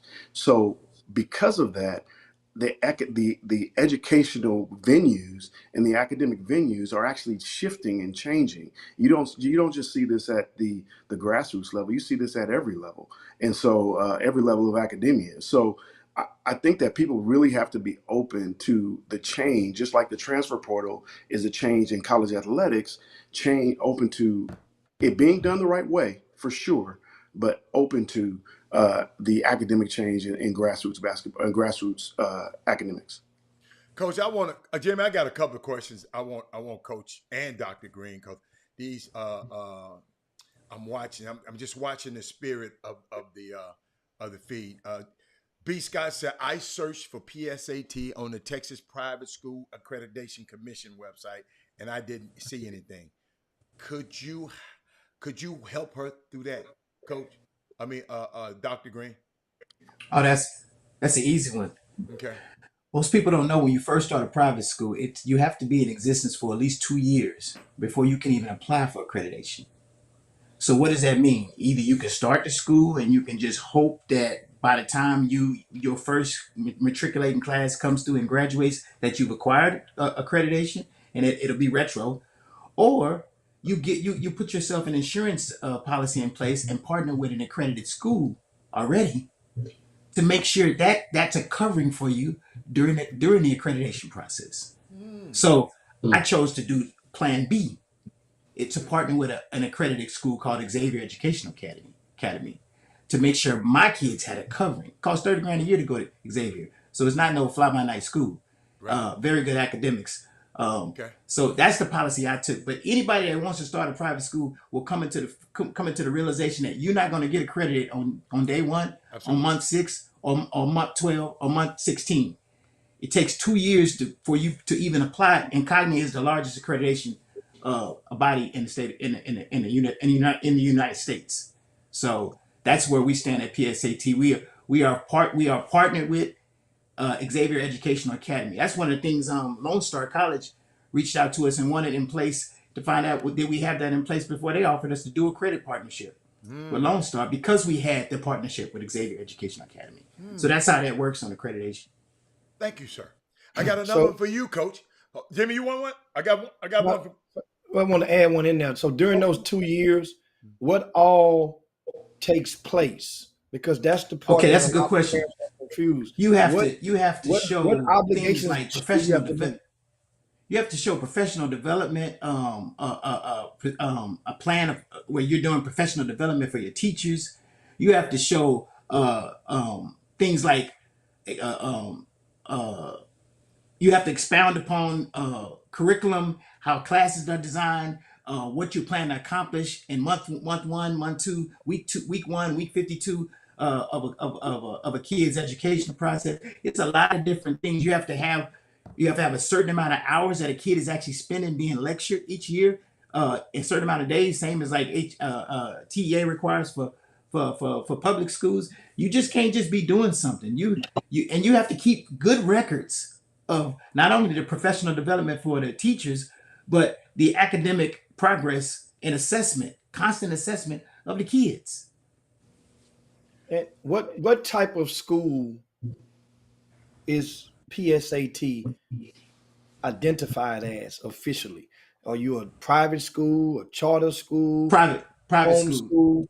So you're private school. Yeah. What's the main differences between a private school and, let's say, a charter school or a home school?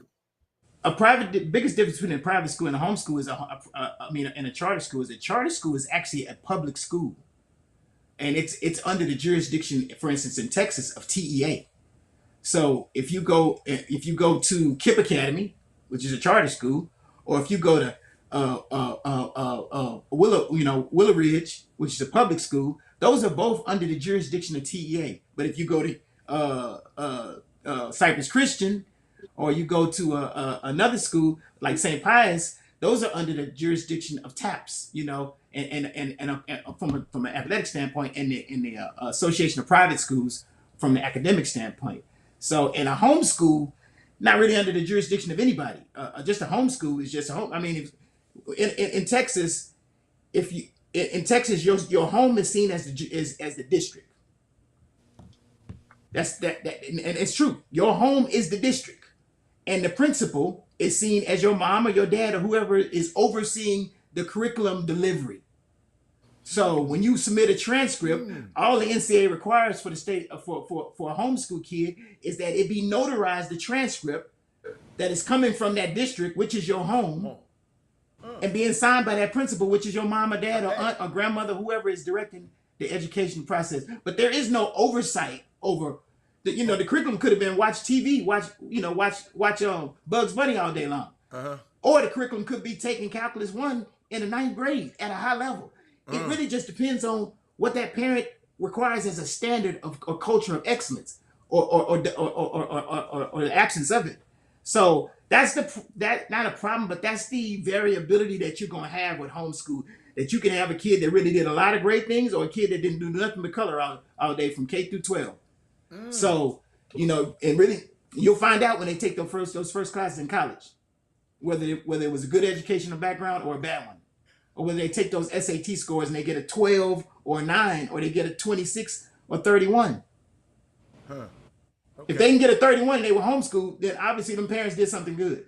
Yeah, absolutely. But if they get a 12 and they was public school, then obviously that public school or that kid didn't do a great job of doing their schoolwork. So you mean the standardized test? You telling me that standardized test, they go make a 31? That means they've done great. The standardized. Hold on. Not necessarily, but Okay.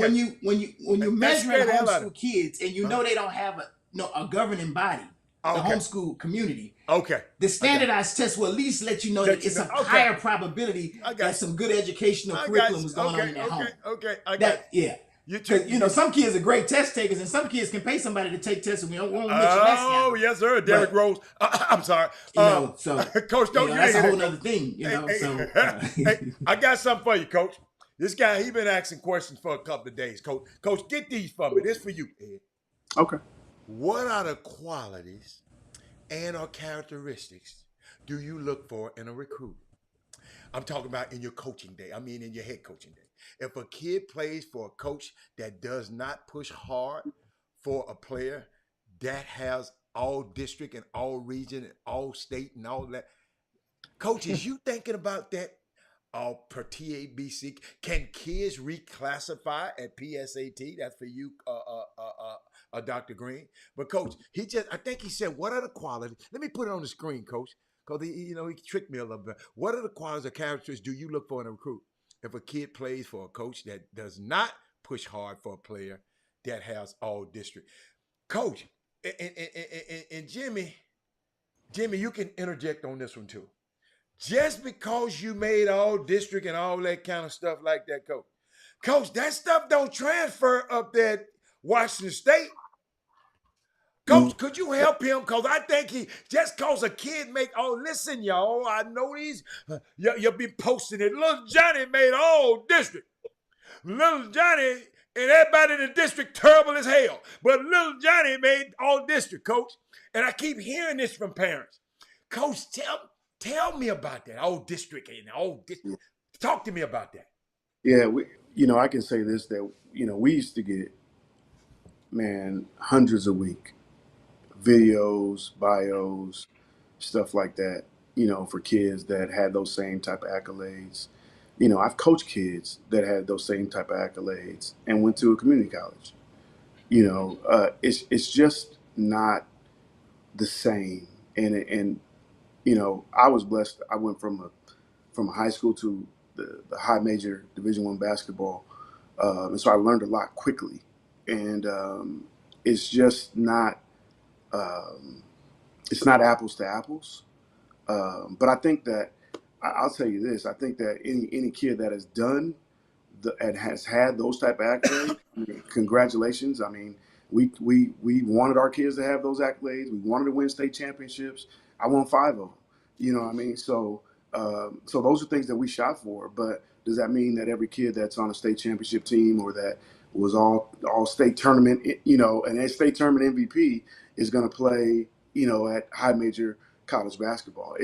I wish I could say it was apple to apples, but bro, I promise you, it's just not. And I don't know anywhere in the country of any guy that I've talked to now. And on the flip side of that, there are guys that are MVPs of their states that are going to go play high major basketball. Another guy from Seattle, and you guys might know him from this year, Paulo Banchero. He played in the heart of Seattle at O'Day High School. His mom and my wife are like great friends. And so long story short, and Rhonda was, oh my gosh, she was the all-time leading scorer at University of Washington, all-time leading scorer at Franklin High School, which is right there in the heart of Seattle. But my point in that is saying that Paulo was Mr. Everything high school basketball, McDonald's All-American, all that.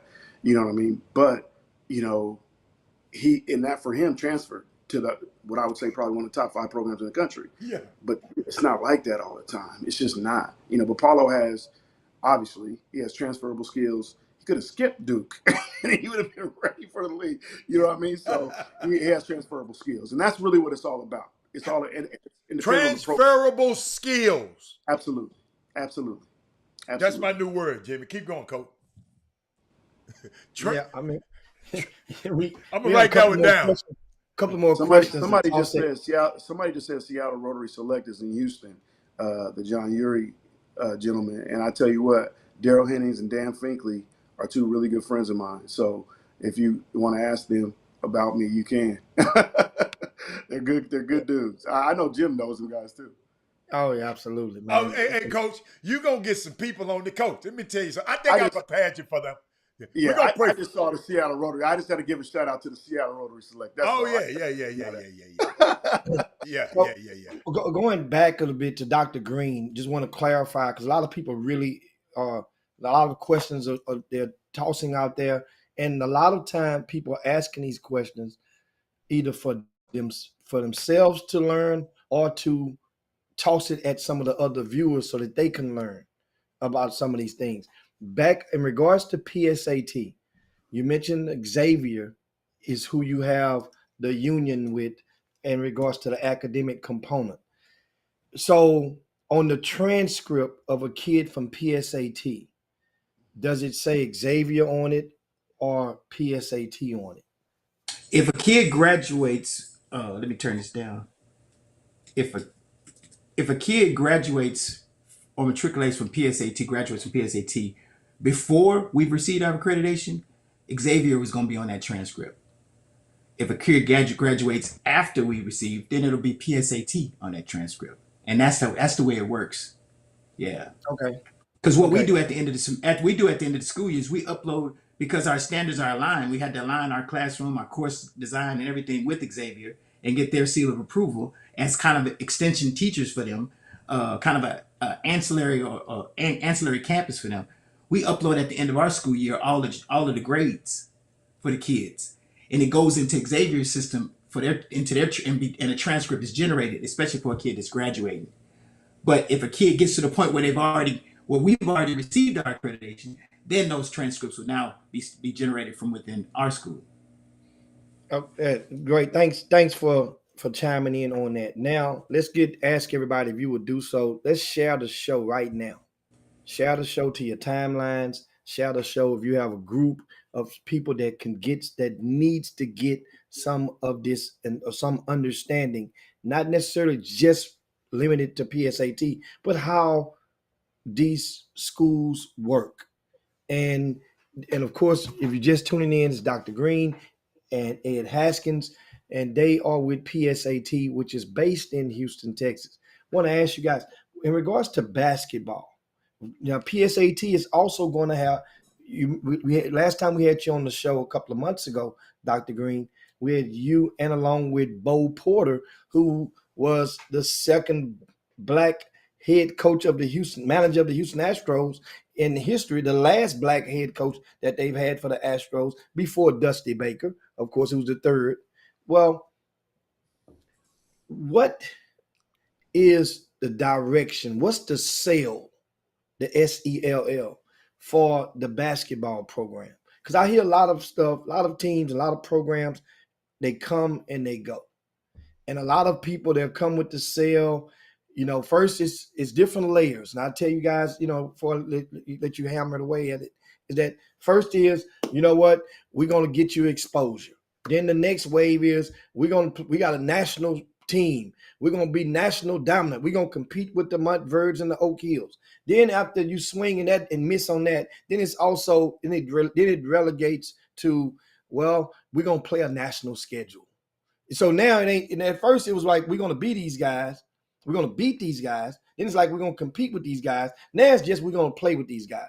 Then after the fire flickers out, then when this basketball is no longer of dominating status or doesn't have a pro in the pipes, then all of a sudden the school shuts down. What's the sale for PSAT? You want to take that? You want to take that, Coach Haskins? I just have one part of that. I know recently retired Coach Steve Smith at Oak Hill. I know Kevin Boyle. I know those guys personally. Yes. And I'm telling you, the key to any private school, and let me just say this: Kevin Boyle walked into Mount Vernon when it was established. So it was at St. Patrick's before then. Exactly, up in New Jersey, exactly.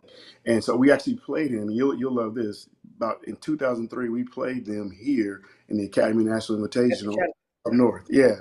And so, but long story short, I think John Uri said he brought y'all here, but keep going.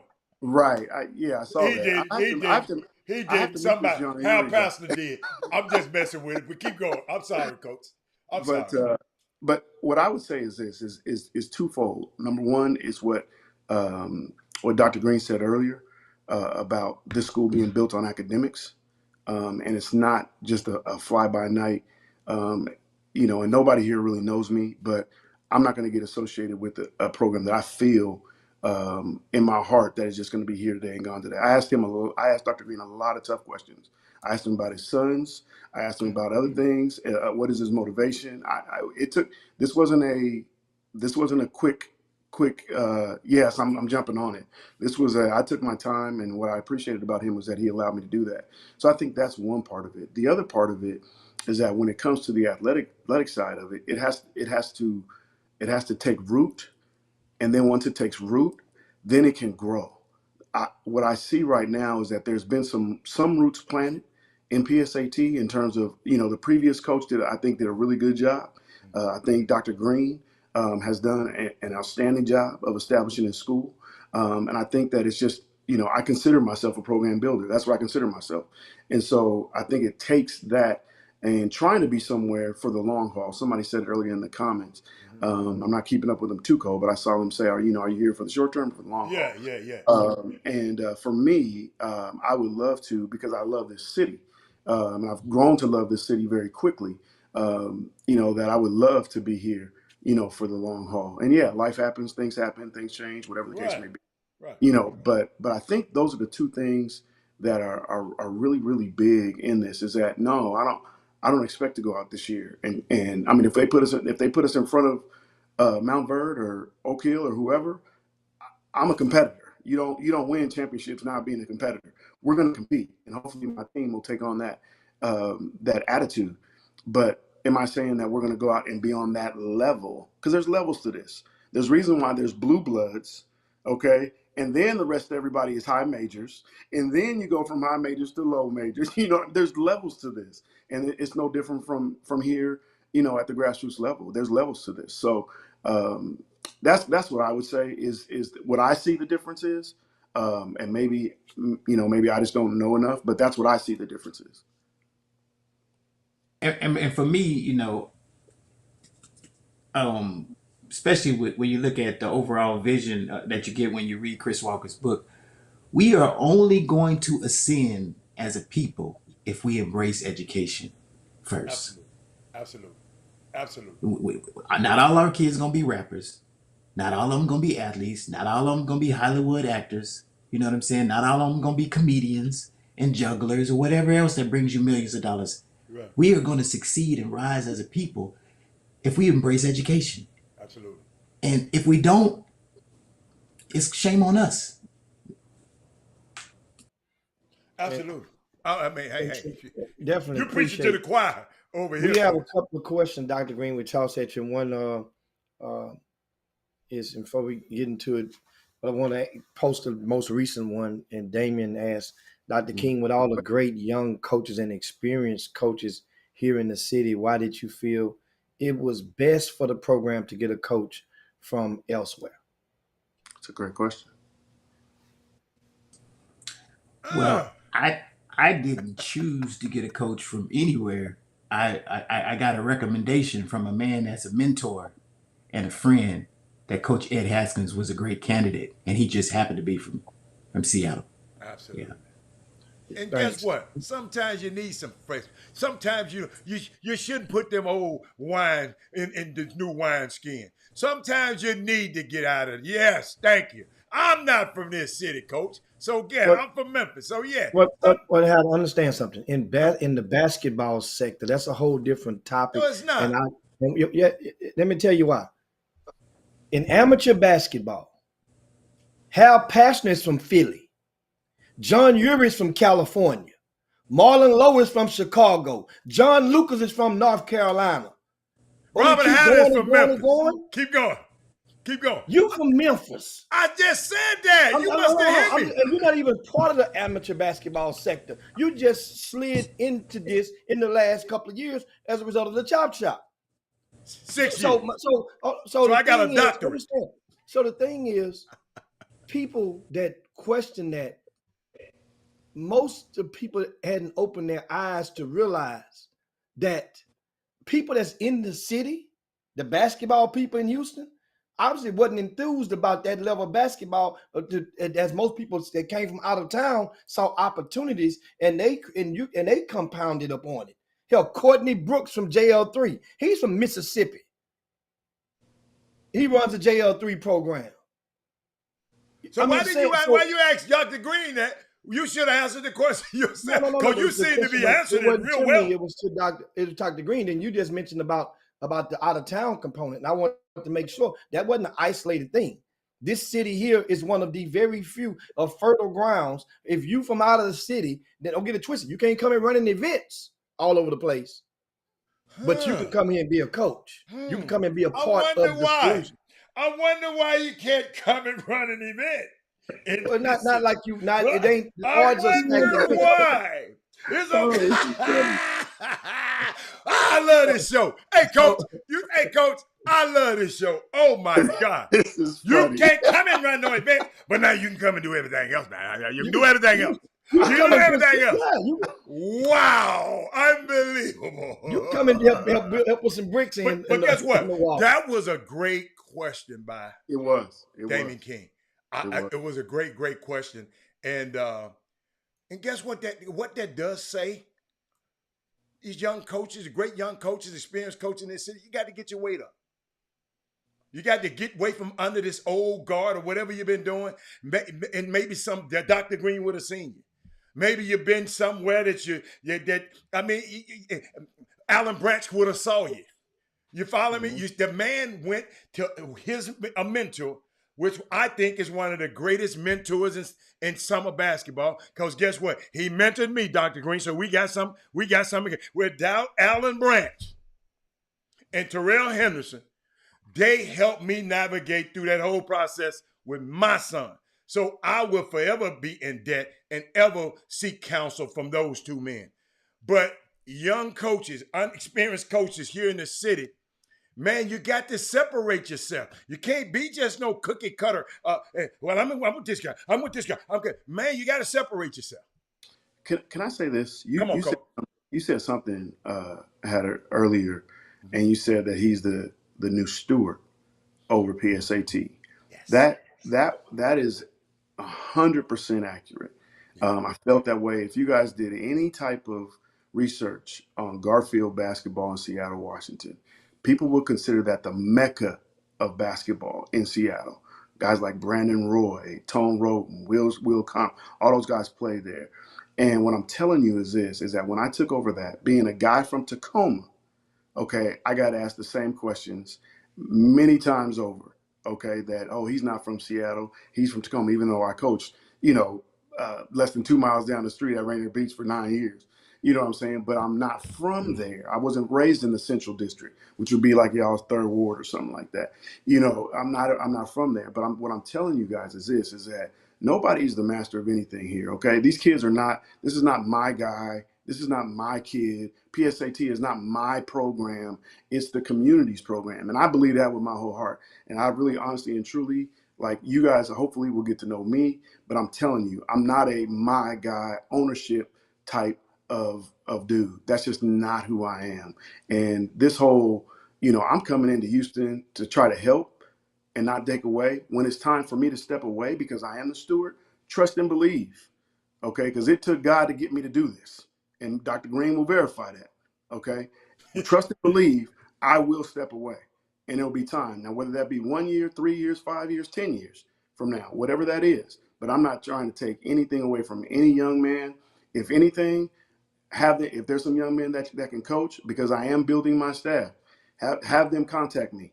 And let's see if we can work together and we can build them up. And they can be, the beneficiaries of maybe some experience that I can give them and I can learn from them as well. So please, let's not, that's a real low level. We want to help these kids. Let's stay here and help these kids. Now, Dr. Green, earlier this week, we had the previous coach on the Chop Shop, and he made a very stark claim in regards to finances and PSAT. His claim was that he didn't get paid, and I know. Jimmy, do me a favor. Is this fair? Because you gotta understand, we got this guy's predecessor on the show.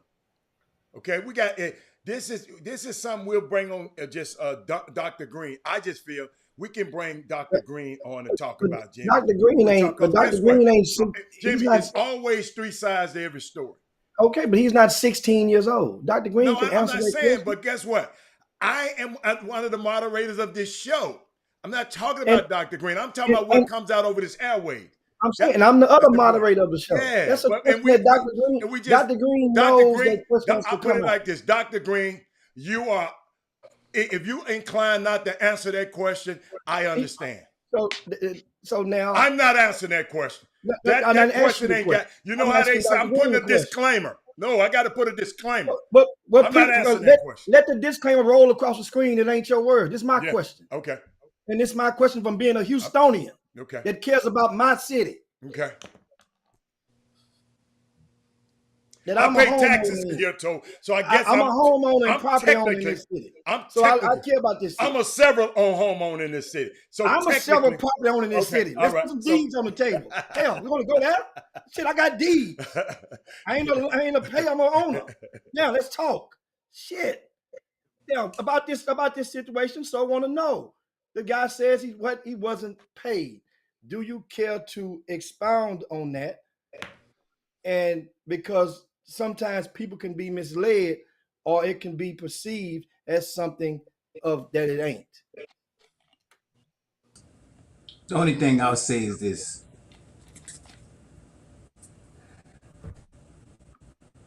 Coach DJ is a great coach. He's a great player development. He's great at player development. We only met because he started helping to develop my son, you know. And so he's gonna always be that for me.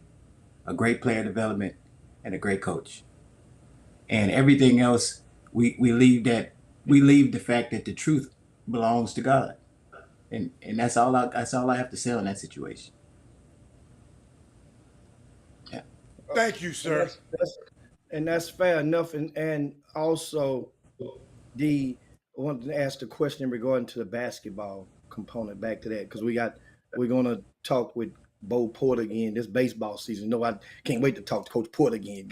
Oh man, I'm hyped, except for when the Astros give up 6 runs in the first inning like it did last night. But are you going this Coach Haskins and Coach and Mr. Green? Are you going to are you looking for the best talent in Houston, or those who fit the mold of what your structure is? Because some people just get a job and become a coach, and they're looking for the best they can find. So that out goes the recruiting to get the very best they can get to just lure them over, and you don't have the structure in place, and then you see sometimes stuff will crumble. What is it? Is it that the type of player or prospect that PSAT is going after? For me, it's simply, I think that sometimes best can be the enemy of what's good. And sometimes when you have too many of the best players, it's just not good for chemistry. It's not good for your team. It's not good for morale. It's not good to build a program. So for me, Dr. Green might answer, he can answer it his own way. But for me, I just need players that fit and that want to work, that want to work really hard, that I can work as hard as I can for them, and they'll run through a wall for me. That's all I want. Everything else will take care of itself. Dr. Green? I got nothing else to add to that. That was perfect. Yeah. And schedule wise, when you guys starting on schedule, have you I guess focus the attention on what the schedule will be like this coming season, or have any public schools because it's been here and there a lot of times when private schools as yourself, it's hard to get games, and sometimes I really believe it's easier now than it was 5 years ago. But now for some, so how's it going with the scheduling? Schedule is going pretty good. I got at least 70% of our schedule already fleshed out. So and that includes your events too, Mr. Hicks. So I think scheduling is going good. We're concentrating now just on getting these guys in front of Coach Haskins so he can get to know his guys, and I know he hates that term guys, but you know what I mean. Get to know his players, the players that he's going to be coaching, and their strengths and weaknesses, their the emotional balance, that everything, and just build them up and get them ready to go in there and be a team. And Coach Haskins, how many players have you met the players yet? Actually, I just met with the players and the parents on Monday. Okay. A couple of players were there, but mostly the parents on Monday. So, no, I plan on trying to be out and about at different events and meeting guys, and then until we can all get together. When would it be the first date that all of y'all would probably get together? What, you got a target date? Yeah, I would say probably around June, maybe that first week of June, second week of June. Okay, because is that the scholastic time of year? It probably don't matter. Why June? Well, and I think it works the same way down here. Number one, I don't want to get in the way of any AAU obligations that they have. Oh, So gotcha. I think in April and May they have those, and Gotcha. and there's some camps, like some team camps and stuff like that. U of H, Rice, some different camps that hopefully we'll be able to be a part of. Wow. And also, guys, if you're just tuning into the Chop Shop, we're talking to 2 members of the PSAT administration. We have head coach Ed Haskins and, of course, Dr. Green with us. And great conversation over the past 90 minutes or so. We're about to get ready to land the plane shortly. You give you guys an opportunity to last thoughts and words, and of course, how can people get in contact with you if they have more inquiries and questions about PSAT? The website address is psatacademy.com. And everything they need, information, academics, athletics, it'll be on there. psatacademy.com, as well as the phone number. It'll be on there. My Instagram is on there. It's at Coach_Ed Haskins on Instagram. And Hal, make it a little bigger for them, Hal, so they can on his tag. They really with 4 of us on there, it gets smaller. Make it let them hit it so they can write it down. Coach say, Coach make young on. Coach say, I'm gonna put Coach on there by himself. Yeah, Coach say y'all just follow me. I just click a button, Coach over here, Coach. Coach say, I ain't got to even tell you my stuff. Y'all just check this out right here. Down there. But Coach, welcome to the Chop Shop, man. It's gonna have shock value, Coach. And some people, people don't understand. I have a responsibility, and I'm gonna come on. You can take my face off the. I'll take you out. You don't like that big face, okay? You don't like... Hold on, let me put everybody back in. Yeah. Let me put everybody back in. Dr. Green. The Dr. Green left on us. Oh, there he is. I'm still here. Doc, don't leave me, Doc. Don't leave me, Doc. Dr. Green, I want to ask you in regards to June, so that people can understand. The last 2 weeks, the weekends of June, last year and the year before was tabbed for certain states and for high school teams to play, and Division I coaches are permitted to come. How does that work with in the state of Texas with private schools such as yourself? Do they permit you guys to play in those TABC? That's the governing coaches and authority in the state in that event. I believe so. Okay. So is that in the plan for June? Right now, we can't hear you. You muted yourself by mistake. Our 2 targets for June right now are the Rice camp and the U of H camp. And so anything else that we can squeeze in between, and of course it have to be in coordination with Coach Haskins' schedule. But those are our 2 priorities for June. We don't want to tax the kids too much because they're getting ready to go into a heavy live period, periods in July. No, but it's a live period for schools at the last 2 weekends of June. No colleges will be posting, not many Division I coaches will be hosting team camps during the last 2 weeks. Oh, yeah, you said the last 2 weeks. Okay, yeah. The last 2 weekends. So that's what I was asking you. I know that mostly primarily public schools and the TABC and the UIL governs that. And I didn't even look back. I didn't know. And do they allow private schools to even play in that? But that's a question I really hadn't paid attention to. And I see that some. I'll look into it some more, but we open to it. If especially if it's the last 2 weeks, because we have nothing on the last 2 weeks of June. Yeah, I would think if so, that would be because that's in the state. From what I understand, last year in June, it was held in Duncanville High School and Texas had the most attendance of the Division I coaches of any other of the like events that was held in the whole country. Of course, California could not hold one last year because of their governor's policy on the COVID. So, but Texas was very much talked about, and a lot of people get a chance. And this year, different from last year, for the first time in modern day history, the high school coaches will be permitted to be on the side, on the benches with their kids, with their varsity teams playing in this event in Texas, which I think is an awesome step forward. Because what it's going to do is a lot of high school coaches really don't want to do it. Not the majority, but a lot. So what this does is it helps to eliminate the excuse And it goes to show, because there's no reason in the world why, as a high school coach, you should not want or feel the desire to devote a weekend towards helping to mold the chemistry with your team and providing the opportunity for them to play in front of Division I coaches. Who knows what could happen? There could be some kid that can go and hit 7 threes in a row. We don't know that, but the opportunity would be there and present itself. It's funny you mentioned that.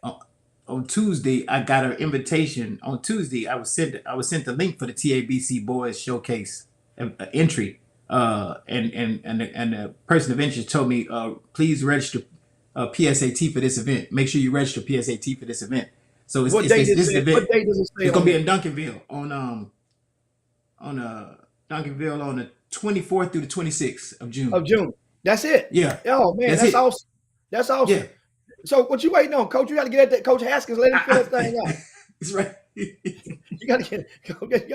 Hey, Coach sitting over there just processing this whole thing, saying, "Man, y'all doing all this talking, but I got to go. I got to go get these guys lathered up and get them ready to play for next season." I know what Coach thinking about. Because coaches just hamper to get in the gym.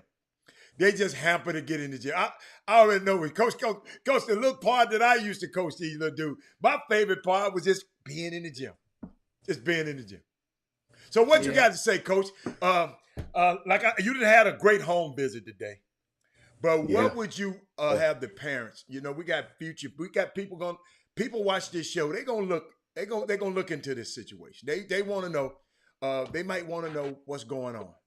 And new coach, you got your resume is impeccable, and use this last few minutes to give a personal home visit, a personal plea to the parents and the kids in this region, or like you said, any region, because people are watching this all over the country.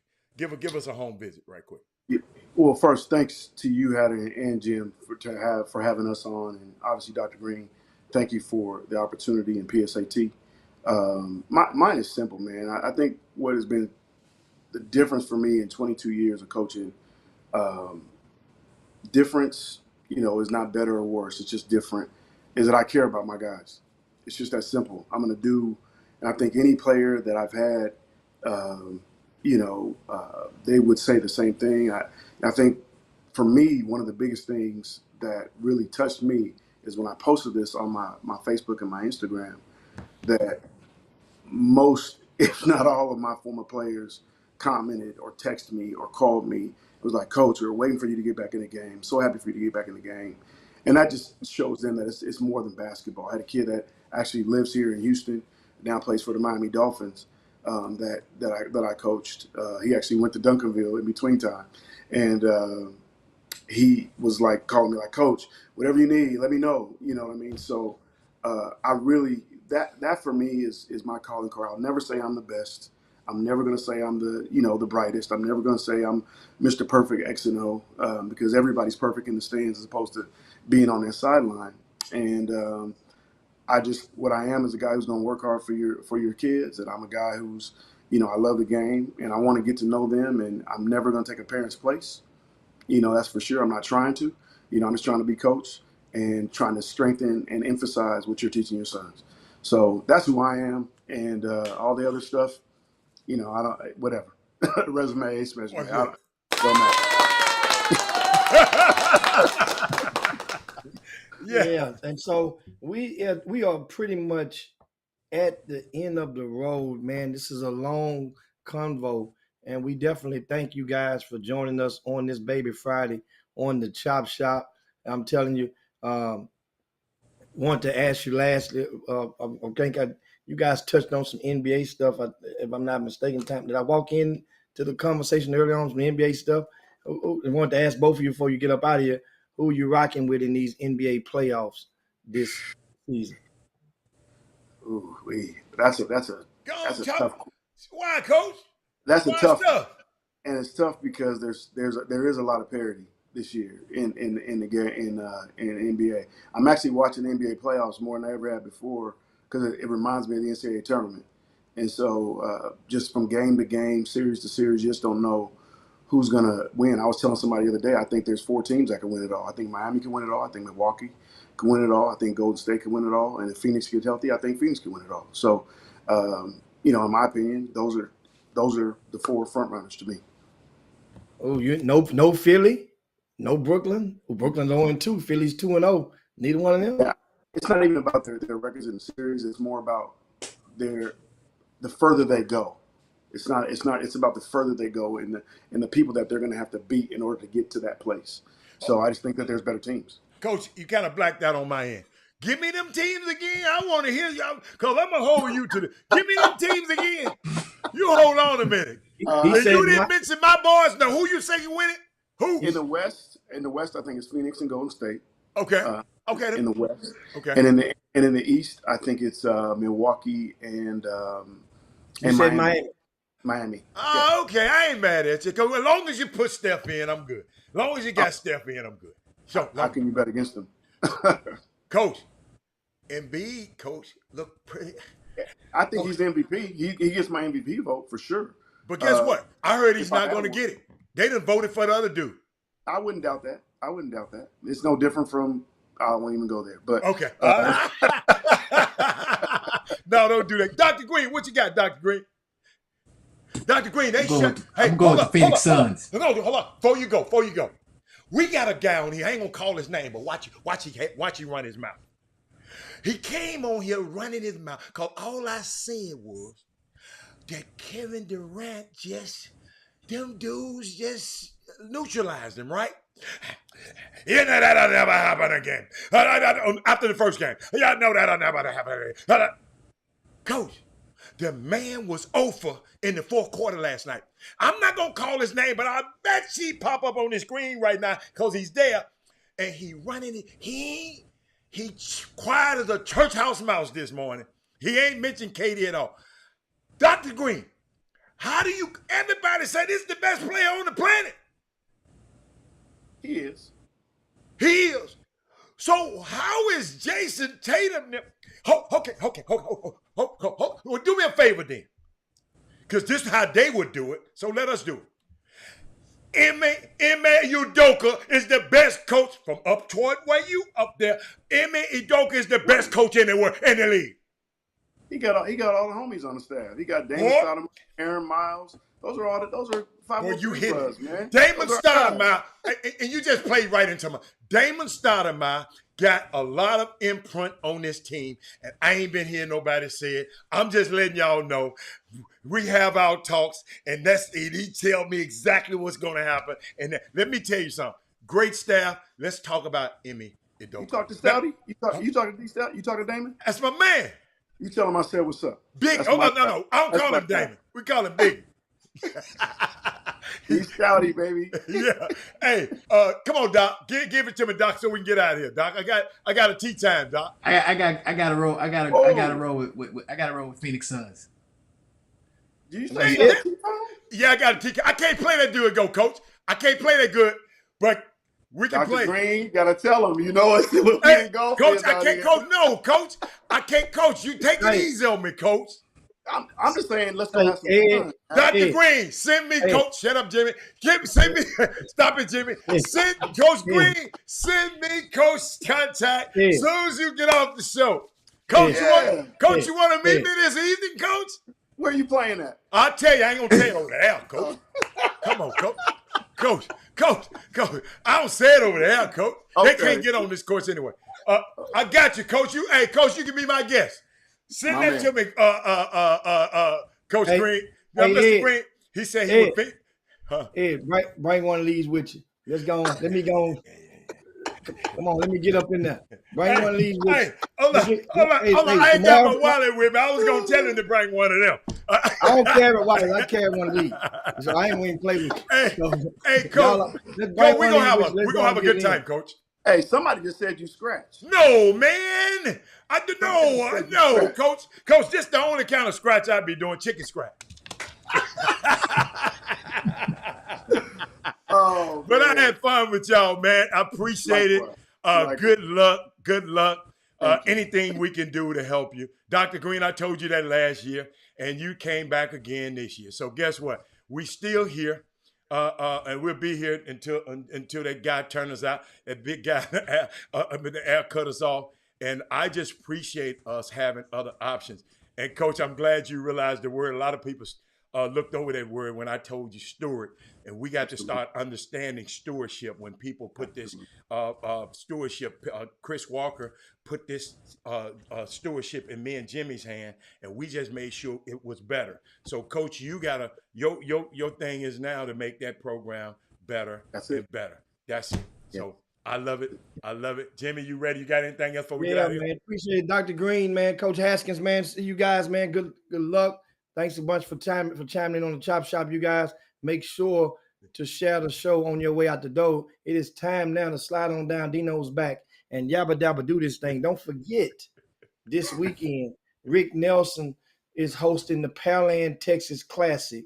And we're going to have, of course, upcoming soon, Rick Nelson and Walter Yates, the two new coaches of Holy Patriot College, which is an NAIA institution in the Beaumont, Texas, is going to join us soon, possibly next week, as well as we have another big guest is going to join us, scheduled to join us next week, and to make their college announcement live on the Chop Shop. That's right. So that's going to be coming up next week. Yeah. You know, on Monday, who's going to be eliminated from the playoffs, or who's going to be hanging on by a thread. We'll talk about that as well as a lot more. And this weekend is the live period for the last time the Division I coaches can evaluate grassroots teams until July. They will be able to go and see the high school teams, as we mentioned earlier, toward the end of June. But this is the last time that Division I coaches. So you know what that means, guys? Jim, it's not the last until July. So until July. Yeah, that's right. Okay. Yeah, until July. But this means that every weekend is a live weekend for the vast majority of those players that are out there. But explain why every weekend is a vast majority. Explain why every weekend is live. Those most non-Division I colleges, most levels are able to come out whenever they want. That's what makes it live. So if you're a non-Division I prospect, then it's live. That means that coach can come see you Tuesday, Wednesday, next Thursday, next Friday, next Saturday, duplicate it the weekend after that, and all of that. So it's live for you. No, Jimmy, my bad. I'm sorry. Coach and Coach, I'm sorry, Jimmy. Guess what? Most of these guys don't think they non-Division I prospects, Jimmy. That's the damn problem. And I know we got to end the show now. But Jimmy, I heard a dude out there playing with some dudes one day. Tell me, man, I'm too D1 for y'all. Dude, come on, man. Jimmy, a lot of these parents don't think they not D. So that's why I told you to say it a little louder. Because they still think they holding on to that hope that Ole Miss has got an offer for me. John Shire got, hold up. Kyle Neptune just got the job.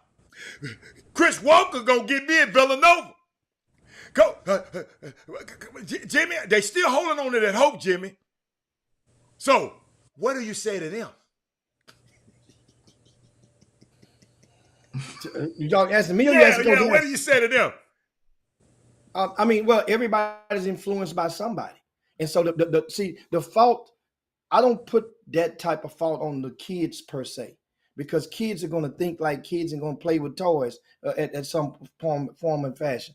But the adults who have influence or the various adults who have influence over them kids, they maintain the mental capacity, or they should, to be able to identify and let those kids know to stop. And here's the thing, I think it's more important. It's not so much as stop hoping and thinking that you're Division I. Follow me closely, guys. This is the new angle, or the new perch to come from. Stop thinking that you're too good for the non-Division I's. How about that? Stop thinking. Ain't nothing wrong with you believing and reaching for the sky, but you're missing and you're blocking your blessings by ignoring those other schools who are stocked. We mentioned all district players earlier. Somebody mentioned it in the boom boom room, and we chimed over it. Do you understand? Have you go to University of St. Thomas, who's located in Houston? They're D3 right now. Look at their bios for the players on the roster. Go to their website, Google them, and look at their bios. And know what you're going to see? Everybody made all district. Know what you're going to see from the walk-ons? All district, all region. Pick your junior college, your closest to junior college, Lee Junior College, pick Blinn, Angelina, Lamar State, Port Arthur. Know what's going to happen? Not to mention Wharton. Everybody on that team made all district. That's the right. Walk-ons at junior college were all district. So all district, all that means is a patch that used to go on your Leatherman jacket, which really don't serve you a whole bunch of purpose in H-Town because it's 90 degrees year round. So, hey, the other thing that they don't, if I can just tag on to your point, Jimmy, real quick, people don't understand that when you're recruiting positions. And so if there's 2 point guards that you have for the next 2 years, but, Lil Johnny, I'll use your term, Hatter, Lil Johnny is a point guard, it doesn't mean that Lil Johnny ain't good enough. It's just that there's no space because you don't want to carry 3 point guards on your team. So people have to understand the chemistry, and that's why I said sometimes best can be an opposite of what's good. And so you have to understand the chemistry of what college coaches are trying to do. Okay, it's big business. You have to understand the chemistry of that. That's a whole different kind of way of thinking about it. It's not about just that, oh, you're not good enough. I can dozens of players like that. It's not that you're not good enough. It's just we don't have that spot open. We don't have the 4 spot open. We already have a stretch 4. We already have a 3 that can get it off. 2 of them. We're already 2 or 3 deep at that position. So it's a big point, and a lot of parents don't understand that. Thank you, Coach. Coach, I'm gonna start saying that. The chemistry of it. Coach, I like that, Coach. Coach, Chris Walker be telling me, say, dude, little Johnny can't play dead. No, I'm gonna say the chemistry is just not there. I like that, Coach. I like it. I'm gonna use that one, Coach. I love it. Thank you, Dr. Green.